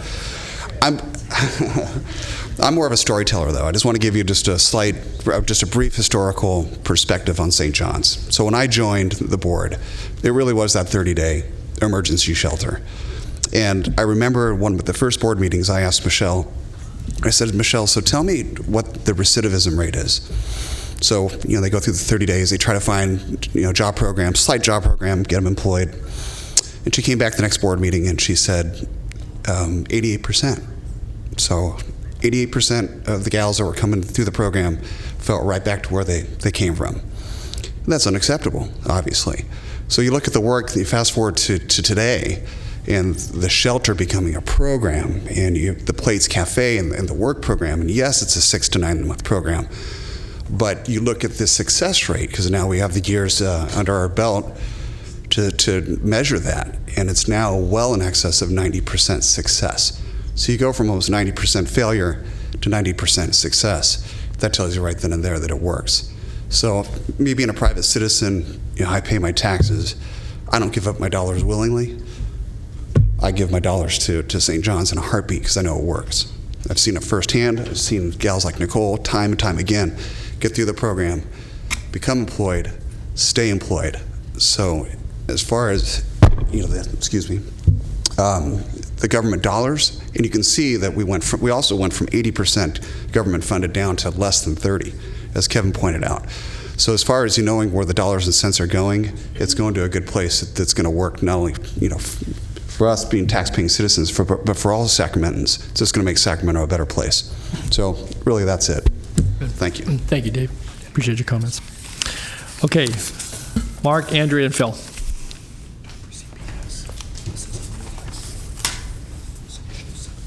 Mark. Good afternoon, Chairman Natoli, members of the board. Mark Weiss. I'm President of Pacific Housing, a nonprofit affordable housing development and provider, but I'm also on the board of St. John's. I want to reiterate what everyone said behind me, and I'll be brief, and add a couple of things. But I believe it was in February, I was here with Michelle before you when we were discussing RFPs and funding actions for these funds coming out, where the Housing First model was promoted heavily, which is a program that works in some capacities, but it isn't a 100% program with all these funds. We stood before you and I basically said, share what you have a little bit. We have an ongoing program at St. John's that has utilized these funds. Don't completely cast it aside. That seemed to happen. And here we are before you. We're looking for resources that you are offering up, or hopefully going to be offering up, to balance that back out and backfill it. So with that, this $730,000, it is, as Kevin reiterated, it's 10% of the budget, but it's not simply cutting costs by 10%. Figure this as 10% of an engine. If 10% of an engine isn't there, it doesn't work. So that's where we're at. Thank you very much. Good. Thanks, Mark. Thanks for your comments. Okay, Andrea, and then Phil. Good afternoon. I'm Andrea Anderson. I'm the Director of Marketing at KVIE Public Television. I, along with Dave, have been on the board now for 8 years, still can't get away. I believe passionately in this program. It's part of the reason that I joined initially with the program. I've been the head of the marketing committee. I've been involved in a lot of the name changes and the branding that's gone on with this organization. And what you guys are seeing nowadays and what you're hearing from the number of business people that have gotten up here and talked about is the result of a lot of work over 8 years years to figure out a problem that we all grapple with here in this community, and that's how to address and deal with homelessness and the root causes. And St. John's is a program that has proven success with that. When I joined this board 8 years ago, I saw this program as a proven public-private partnership that was working, because we had the support of the Sacramento County, and have had that the entire time I've been on the board. When I went out and did first-hand interview with folks around the community asking about the St. John's program, it was always recognized the support that we did receive from the county, but also the support that we had from the private sector as well. And I think this is a excellent example for our community of a public-private partnership that has been working. The women like Nicole that come in, those is what keeps us, the members of the board, going, and hearing those stories every day. We know we have a proven model for success here, and would really appreciate your consideration in continuing that and seeing that move forward. Great. Thank you. Andrea, for your comments. Okay, Phil. My apologies. I called you earlier, then you got shuffled back by my error. So anyway, thanks, Phil. No problem. Good afternoon, everyone. I'm Phil Telgenhoff. I'm the Senior Vice President for the Allstate Insurance Company, and my role is I get to lead the state of California for Allstate. We happen to be headquartered, our state headquarters, in Rancho Cordova. In Sacramento County, we have about 25 agency owners, and we insure over 40,000 households in the area. I've served on the St. John's board now for 3 years. And at St. John's, think about our mission, our vision.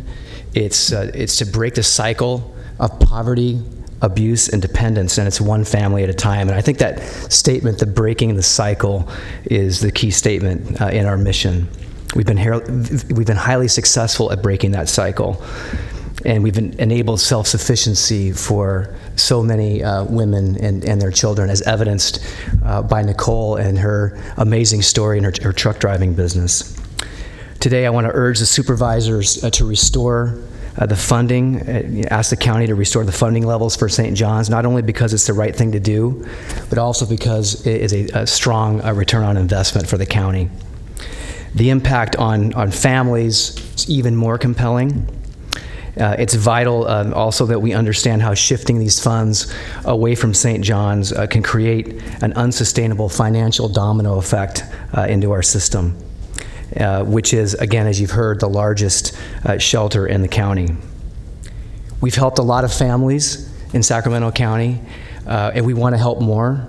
There's a lot more work to do, and we want to get started doing that, and we don't want to put these services at risk. So thank you. Good. Well, thank you, Phil. Thank you for your comments.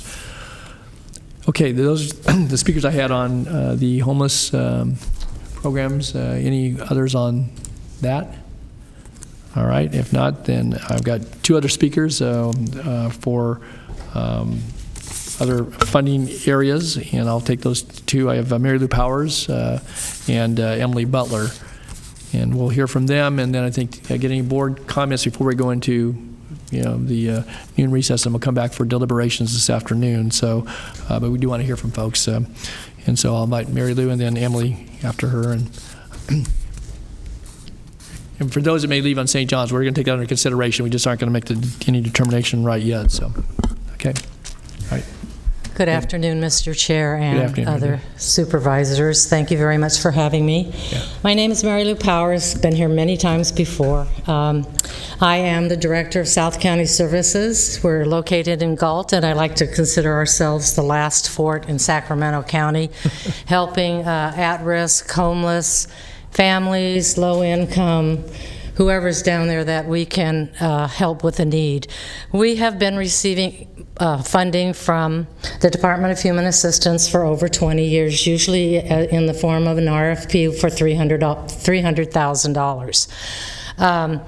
In 2008, funding kind of went a little sideways, and we received less than that, but we were fortunate enough to get CSBG funding funneled through CalWorks, funneled through Settle down to us, so we could still sustain working for a full year.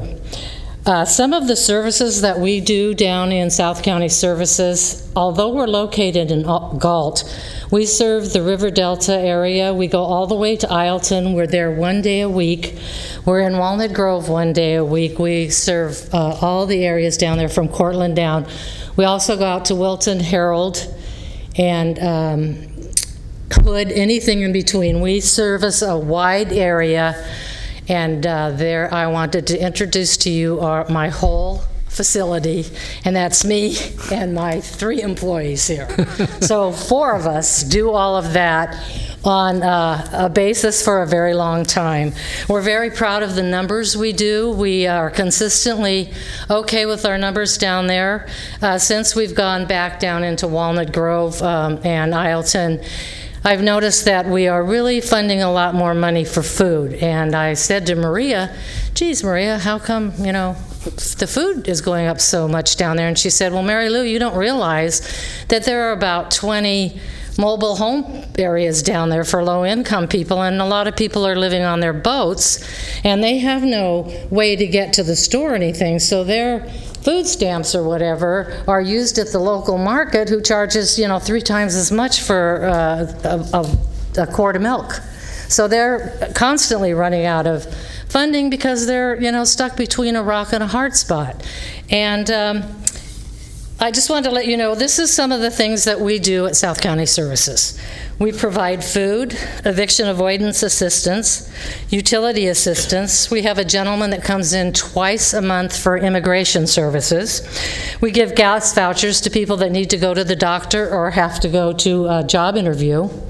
We also do translation services to our 43% of the population, which is down in our area. We have 2 bilingual staff. We have a clothes closet down there, which is used more than I can even tell you. We have people in there every day looking for clothing. They just, even clothing to get their children to school, they don't have the wherewithal to get any of that or the money. We do eye exam referrals. We've done it to over 25 people last year. We work with the Lions Club. We do all the paperwork for them. We have a doctor down there that will do exams, and we do charge $20 for the eyeglasses. We also do diapers and formulas through the church. We give the Catholic Church down there. We have funding with them to supply diapers and formula to a lot of the women down in our area. We have Brown Bag, which is for senior citizens. We have about 250 families that we serve food to once a month out of our community center. Other things we do is outreach. We're always trying to outreach and let everybody know where we are and what we can provide. And we do a lot of referrals by phone. And I'm just going to put a little dig in here and say that we are one of the few organizations that do answer our phone every day, so we are available when anybody wants to talk to us. And I wanted to introduce the girls to you because I think that it's important that you know how committed the staff is. We can look at numbers all day, and these girls look at people every day, and they know a lot of the hard times that go on wherever it's going on. So I'd like them to stand, and I'd like to tell you about Maria. Okay. Maria is a total advocate for all of the Delta area. There is not one person in Ileton, there's Maria, not one person in Ileton, Walnut Grove, anywhere up and down that area doesn't know Maria. She is an advocate for everyone down there. She uses her phone all the time. She will go out at night or on a weekend if somebody is desperate and needs something. So we're not just 8 to 5 people. She's out there all the time.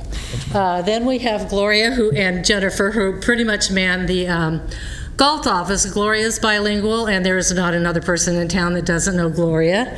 So Gloria's had to take to going shopping late at night so she could get her groceries and get home. Jennifer is one of our wonderful success stories. She started off young. She was a welfare to work employee, and now she mans our food closet. She's rushing out 2-3 times a month to go to Rayleigh's in an old van that we have to pick up all the pallets of food that we have to distribute. And she's gotten very good at breakfast, lunch, and dinner, and also ordering produce now and meat. So they get a great variety of food when they get a bag that Jennifer's put her love into. Like I said, we've been lucky enough to always get $300,000 funded from the county. This year, unfortunately, the RFP was only for $161,000. We're short $130,000. That we need that to sustain us. We've been living on the same budget for ages. And so I'm asking you if you could please find it in your hearts to keep us going down there. If not, and I've been here a couple of times before to tell you, the sad news would be we would have to close our offices in December, and you would have a huge influx of people trying to get their way up here to get their services. So I just want to thank you for your time. Thank you for all the times that you've committed to us, and hope that you will continue to support us in the future. Okay. Thank you very much. Thank you, Mary Lou. Thanks, ladies, for all your good work, too. So, okay. And then we have one other speaker, and that's Emily Butler. And thanks, Mary Lou, and thanks, ladies, for being here. Okay, Miss Emily. And it's related to the SPLASH program and a contract we've had, but again, have not put it up for renewal. And so we'll hear from Emily, and then we'll take all this under advisement during the hour. So, Emily. Good afternoon, Chair Natoli, members of the board. My name is Emily Butler, and I am the Executive Director of Sacramento SPLASH. We are a local nonprofit dedicated to building a generation of children who take an active role in protecting water and habitat. SPLASH exists thanks to the extraordinary leadership of Sacramento County Department of Water Resources, City of Sacramento Department of Utilities, and Regional SAN. 18 years ago, visionaries in these agencies pooled their resources to create a stormwater education program that has empowered more than 40,000 elementary students to date and currently boasts a 3 to 5 year waiting list. Tomorrow morning at precisely 8 a.m., more than 100 teachers from across Sacramento County will flock to the SPLASH website to register for a coveted spot in the elementary program for this year. But a cloud of uncertainty hangs over the heads of the 32 teachers from schools within the unincorporated county. In May, DWR staff informed SPLASH that changes to the county's stormwater discharge permit will influence program priorities at DWR and could reduce or eliminate funding for the SPLASH elementary program. Given the uncertainty created by the shifting regulatory arena, we respect that DWR staff are carefully analyzing stormwater program expenditures, and we welcome this opportunity to demonstrate SPLASH's value to the county and its ratepayers. The county's new stormwater management plan, which will be drafted over the next 18 months or so, will still require a public outreach program. Some people will say that the SPLASH elementary program is an expensive way to achieve outreach, and they might have a point. The truth is, you can produce a lot of brochures for the cost of deeply educating one child. But the relative value of different outreach strategies is a debate for another day. Right now, we appreciate the priorities are shifting, and the appropriate level of investment in community-based stormwater education will be an ongoing conversation, one in which we hope this board will engage. Given that the details of the county's public outreach program have yet to be worked out, it seems premature to eliminate a highly successful stormwater education resource that the county has been building for nearly 2 decades. At the request of DWR staff, SPLASH has agreed to make modifications to the elementary program curriculum in order to help the county refocus its stormwater messaging on new priorities. We are also excited to pilot a new leadership lesson in the elementary program that gives classes the tools they need to engage their families and communities in preventing water pollution. But in order to move forward, we need some certainty.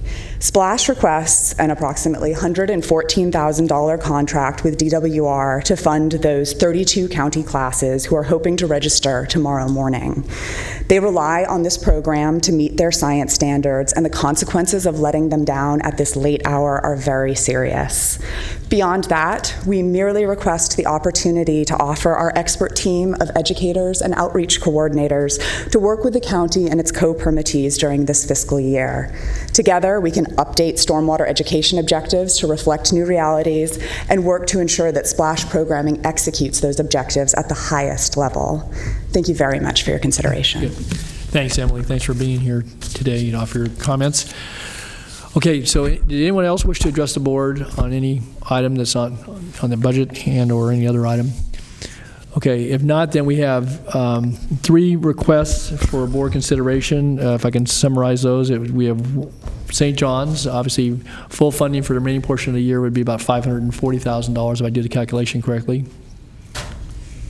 Okay, well, somebody can, I guess somebody out there's crunching the numbers, but, and I think, and there is some urgency to that one, not unlike the other 2. That one, I think their current contract with the county will expire at the end of this month, about 24 days, and so I think that discussion needs to come back this afternoon as to both maybe bridge as well as long-term funding prospects.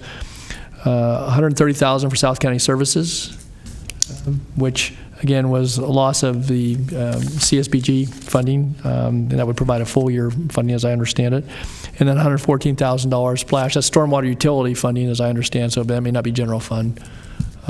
Unlike the other 2. So those are the requests that I at least have. And if there are other board members that want anything else on the docket for consideration this afternoon, we need to come back to those. So if I could just rephrase that a little bit. Sure. On the first item with St. John's, basically what the question in front of you then is for more temporary housing, emergency housing, whatever category. Transitional housing. And the issue there becomes that you can appropriate the money today. Then there's a contracting issue that we got to work out with County Council on what the contract will look like, what process we'll go through, which also applies to South County, which also applies to Splash. So I just want to make sure as we break on that, we'll work with County Council to get some more guidance on it. We've been working with them for the last couple of weeks on how, once the board makes the appropriation, the budgetary appropriation, how does then the money flow from the county to these agencies, or is it an RFP? What's the contracting process? And we have existing contracts, either set to expire and or in place. Actually, for South County, as I understand it, that's a contractual for the remaining portion of the fiscal year. For St. John's, obviously, would expire September 30th, and the Splash is currently out of contract. But I think that that question is important for us relative to our deliberations this afternoon. So, it is important that this board set policy based upon the powers that come to the county as a political subdivision of the state. You are empowered as a board to make those policy decisions, and then it's for the purpose of performing state services or acquired services. At this point, we have a contract with South County for services that is accomplished. You know, it's at the end of its contract period. No, it's incorrect. No, I think South County. A couple of things. All right, South County, the issue there is that we let out a RFP, and South County won the RFP with the board's approval for, I might be off on the numbers, 140. So the legal question that we're working on is if the board were to augment services for not South County, the entity, but South County, South Sacramento County, how do we then perfect augmenting that budget? Is it an RFP? Right. To just give more money would be a gift of public funds, absent an increase in the amount of services performed. Is that the same for all 3 requests? It's very similar in that we've done a request for proposals. We've set a contract term of services for a dollar amount. That's the policy that this board set. Then you had a fiscal analysis and program review and a department head verification of the recommendation, and now we're at a point where no more services can be performed for the contract amount. So it's a renegotiation process that we're looking to the board for a policy when that wall is hit. Is it in an increase of appropriation, or is it a process of fair, transparent, and good stewardship to make a fiduciary decision on how to reallocate more money? So if I could, Mr. Chair, the way I'm understanding our discussion this afternoon, we have an appropriation question that we're going to go through if we're going to augment for these different components. Correct. Part 2 of that, what Mr. Vaughn and I are grappling with is once you do the appropriation, then what's the process we go through in acquiring the services that are required? For example, with Splash, that contract's expired, but there's an education component. How do we then go through a process to get those services into the county? That is an RFP. What's the process we go through? That also applies to South County, which is a situation that there's whatever the dollar amount is, once you appropriate more money for services in the southern part of the county, how do we then augment or do something different? Same thing. Does that account, though, for loss? I just want to be clear, that where they had a funding that was actually another county source that was, and I think Mary Lou was very clear about that. I think that's been made known to you, that we funded it through a transaction with SETA that then awarded in an exchange. So they were receiving county funds from another source. And we knew the program cost $300,000 a year to administer the program for the services provided. So that hasn't changed. I know this contract was a set amount. In this process, there was an identified contractor willing to perform this set of services for this contract amount. And South County entered into this contract for this set amount. I don't know what background's been provided, and we certainly can talk more about that. But set amount or not, that it was understood the county was providing funding at the time that contract was awarded last year. From another source. That money has dried up. I think Supervisor Natoli, if I just could jump in again, I don't mean to debate it at this point. No, I know, but I want to make sure it's clear, highlight that understood. You have part one and part two of this. We're going to continue working on part two. Whatever decision we get this afternoon, I just wanted to highlight that I did not want folks to break, that there's a clear expectation that once you say that you want to do XYZ service, that automatically funds are going to flow to a particular contractor. We have to work that out. How do we set up the legal structure, and what do we need to do? That was my sole purpose on that as we break. Well, that's fine. I mean, and maybe just bring it to St. John's, and Supervisor Stern just punched in as well, that if we've had a relationship with St. John's for a number of years, and it may be an emergency shelter, it may have been more recently for what's been termed transitional shelter, nonetheless, it's been over a number of years under contract. So if we said we want to continue to be a partner with St. John's in their effort, and they've expanded that effort, we know what services being provided, then this board cannot make that determination to continue that relationship. We have to go back out to an RFP in order to do that. The legal requirement for expenditures is providing those services. We don't make loan payments. We don't. I'm not suggesting that. I didn't say that. There were compelling needs on their part, but we are legally bound to do a purchase in exchange for services. With the consideration is for services performed. I understand that. Okay, Mr. Stern. It's a point of clarification. I want to hear from our CEO before we break here. So what I'm hearing is that, we'll use St. John's as an example. If it was the will of the board to express an interest in augmenting the budget to keep them whole for another year at the requested amount, that the only action I'm hearing council says that we can take is you can compartmentalize that amount, but by law there would have to be a competitive bid process similar to the one that they just went through, essentially, to determine the beneficiary of those public funds. Is that correct? That's correct. So there's no, in other words, there's no guarantee, is what you're saying, that the folks that have been advocating for the augmentation of the budget for their purposes would actually acquire those funds. That's correct. Okay. Well, maybe just take one more dive into this. We're going to have this on our agenda properly next week. But we know in that particular process that we had two qualified proposers. One is being recommended for the award over the other, but we had a limited amount of money. So if we made the decision to buy those additional services under that particular umbrella, and again, I have not talked to you directly about this, Robin, but it would seem to me this board would have the ability to augment, to buy additional services. You're not taking them away from the potential awardee, and whether it was St. John's and or the other party. If you wanted to supplement that, again, it seems to me it's a break from past practice that we couldn't do that. You're saying that we have to go out to a total RFP. There's a cost associated with it. Obviously, there's a factor for competitive business, but it's not like it's not transparent. Everything we do right here is open to the public. There's not, there's nothing in secret that we're doing in this discussion or anything else about this. And so, again, as I've gone through budget processes in my years of experience on this board, when we've had requests from the audience, as long as it met criteria and there were some performance measures there and we had a contract, this board could do that to purchase those services. And we've supplemented folks who've had a long-standing relationship with this county as well, where we were satisfied those services have been delivered.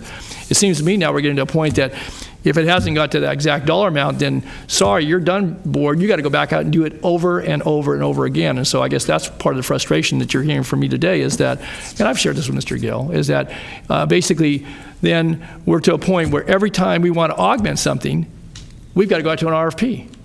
Now, that seems a bit, I say, a break in practice, but I'm not the legal authority. Certainly I've sat in this board long enough to have an exchange with you and your predecessors, as well as those who have sat in that seat. And I think we've always found a certain level of confidence in taking advice from our counsel, but it seems to me that we're going in a whole different direction.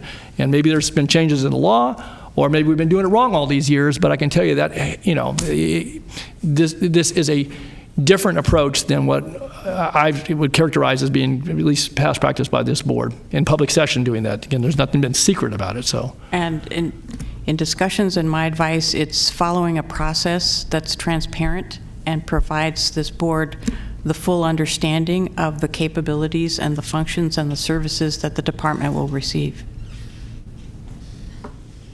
And I get that. I mean, that's quoting law, but I'm we can come back this afternoon and maybe we need to keep this discussion going because it's important to not just the appropriation. Because what I think in response to Mr. Cerna's question now is saying we have to go out to an RFP. If we chose to either work with South County Services or St. John's based upon their request, or I guess Splash even, we've had multi-year, if not decades-long relationships with them. They provided services to help thousands of people in this community to their respective programs. Not that others couldn't do that, I guess.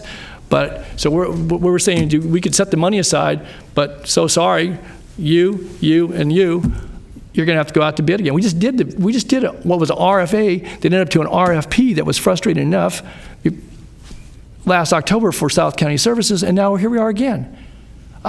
I guess I don't get it. If you lose money or we appropriate more money, we have qualified parties that are participating in a process, either one that was just very recent within the last 11 months or one that is going to be coming to us next week, that we can't somehow supplement that. So, Supervisor Natoli, I think let's take South County first. There's a dollar amount that we put out. So that was the dollar amount that folks bid, and we made a recommendation to you, and the board took action on it. The issue that we're running into, that's where we're working with county council, is that the augmentation is twice the amount that was in there. I understand the history that it could have been 300. It's a little less, a little more. Rough numbers. Yeah, rough numbers. Rough numbers. Yeah. I'm talking rough numbers. So the issue we're running into there is that we did an RFP, we went through a public process, and now the question in front of us is that additional money is needed. How does that transaction work? So that's the South County issue. St. John's issue is we set out an RFP. We're going to be coming to you next Tuesday with a recommendation, which is no secret. I think right. Everybody knows what that is. And the question there becomes is that if there's a desire by the board to have more units, whatever you want to call, the advice is that we have to go through a process to get there.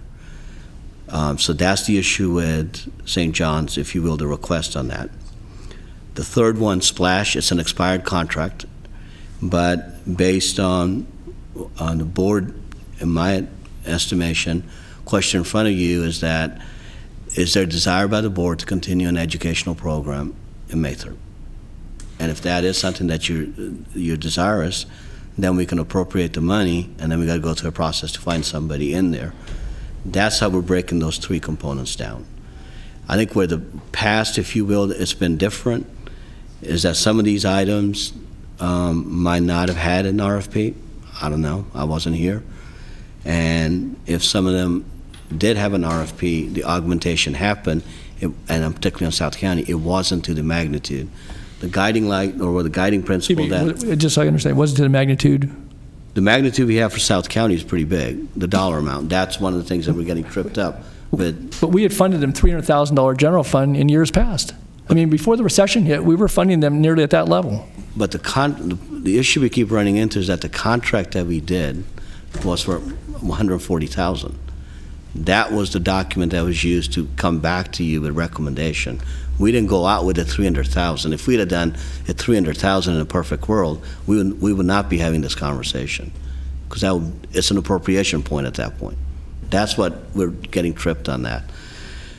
So that's what we're working with County Council. That's the advice we've gotten. What I was offering is this afternoon, we do need some more time to continue working with County Council. When the representatives from St. John spoke today, they introduced more facts in there. Now we're hearing that this is not just about 19 beds. It's much broader than that. It's backing up their loans. There's a lot of information that's coming through. We need to get a clear idea that if you do augment the budget, what is that we're augmenting the budget for? And what are the services we're getting? So those are policy questions that we look at. And we can come back next week and let you know where we are. But based on what we've been hearing for the last couple of weeks into the month in consultation with County Council, that's the advice we're getting from County Council, is that you can augment the budget, but if you want to appropriate, if you want to give somebody the money, you got to go through a process. Robin, is that fair? That's fair. Mr. Kennedy, Mr. Stern. Just for a point of order, because I don't mind getting into all this now, but we did talk about deliberations in the afternoon in light of the fact that it's 1 o'clock and we do have closed session. So are we going to continue, because this is, as far as I'm concerned, this is deliberation now. Are we going to deliberate now, or are we going to break, go to closed session and come back and deliberate in the afternoon? Good question. We schedule a break. Yeah, this is deliberation. Yeah, we're deliberating now. Yeah. I have one quick question for County Council that I don't need the answer now. I give her the question, get the answer when we come back. Okay. If you indulge me. So my question is... It depends. My question is, how much discretion does the board have today in the context of final budget deliberations to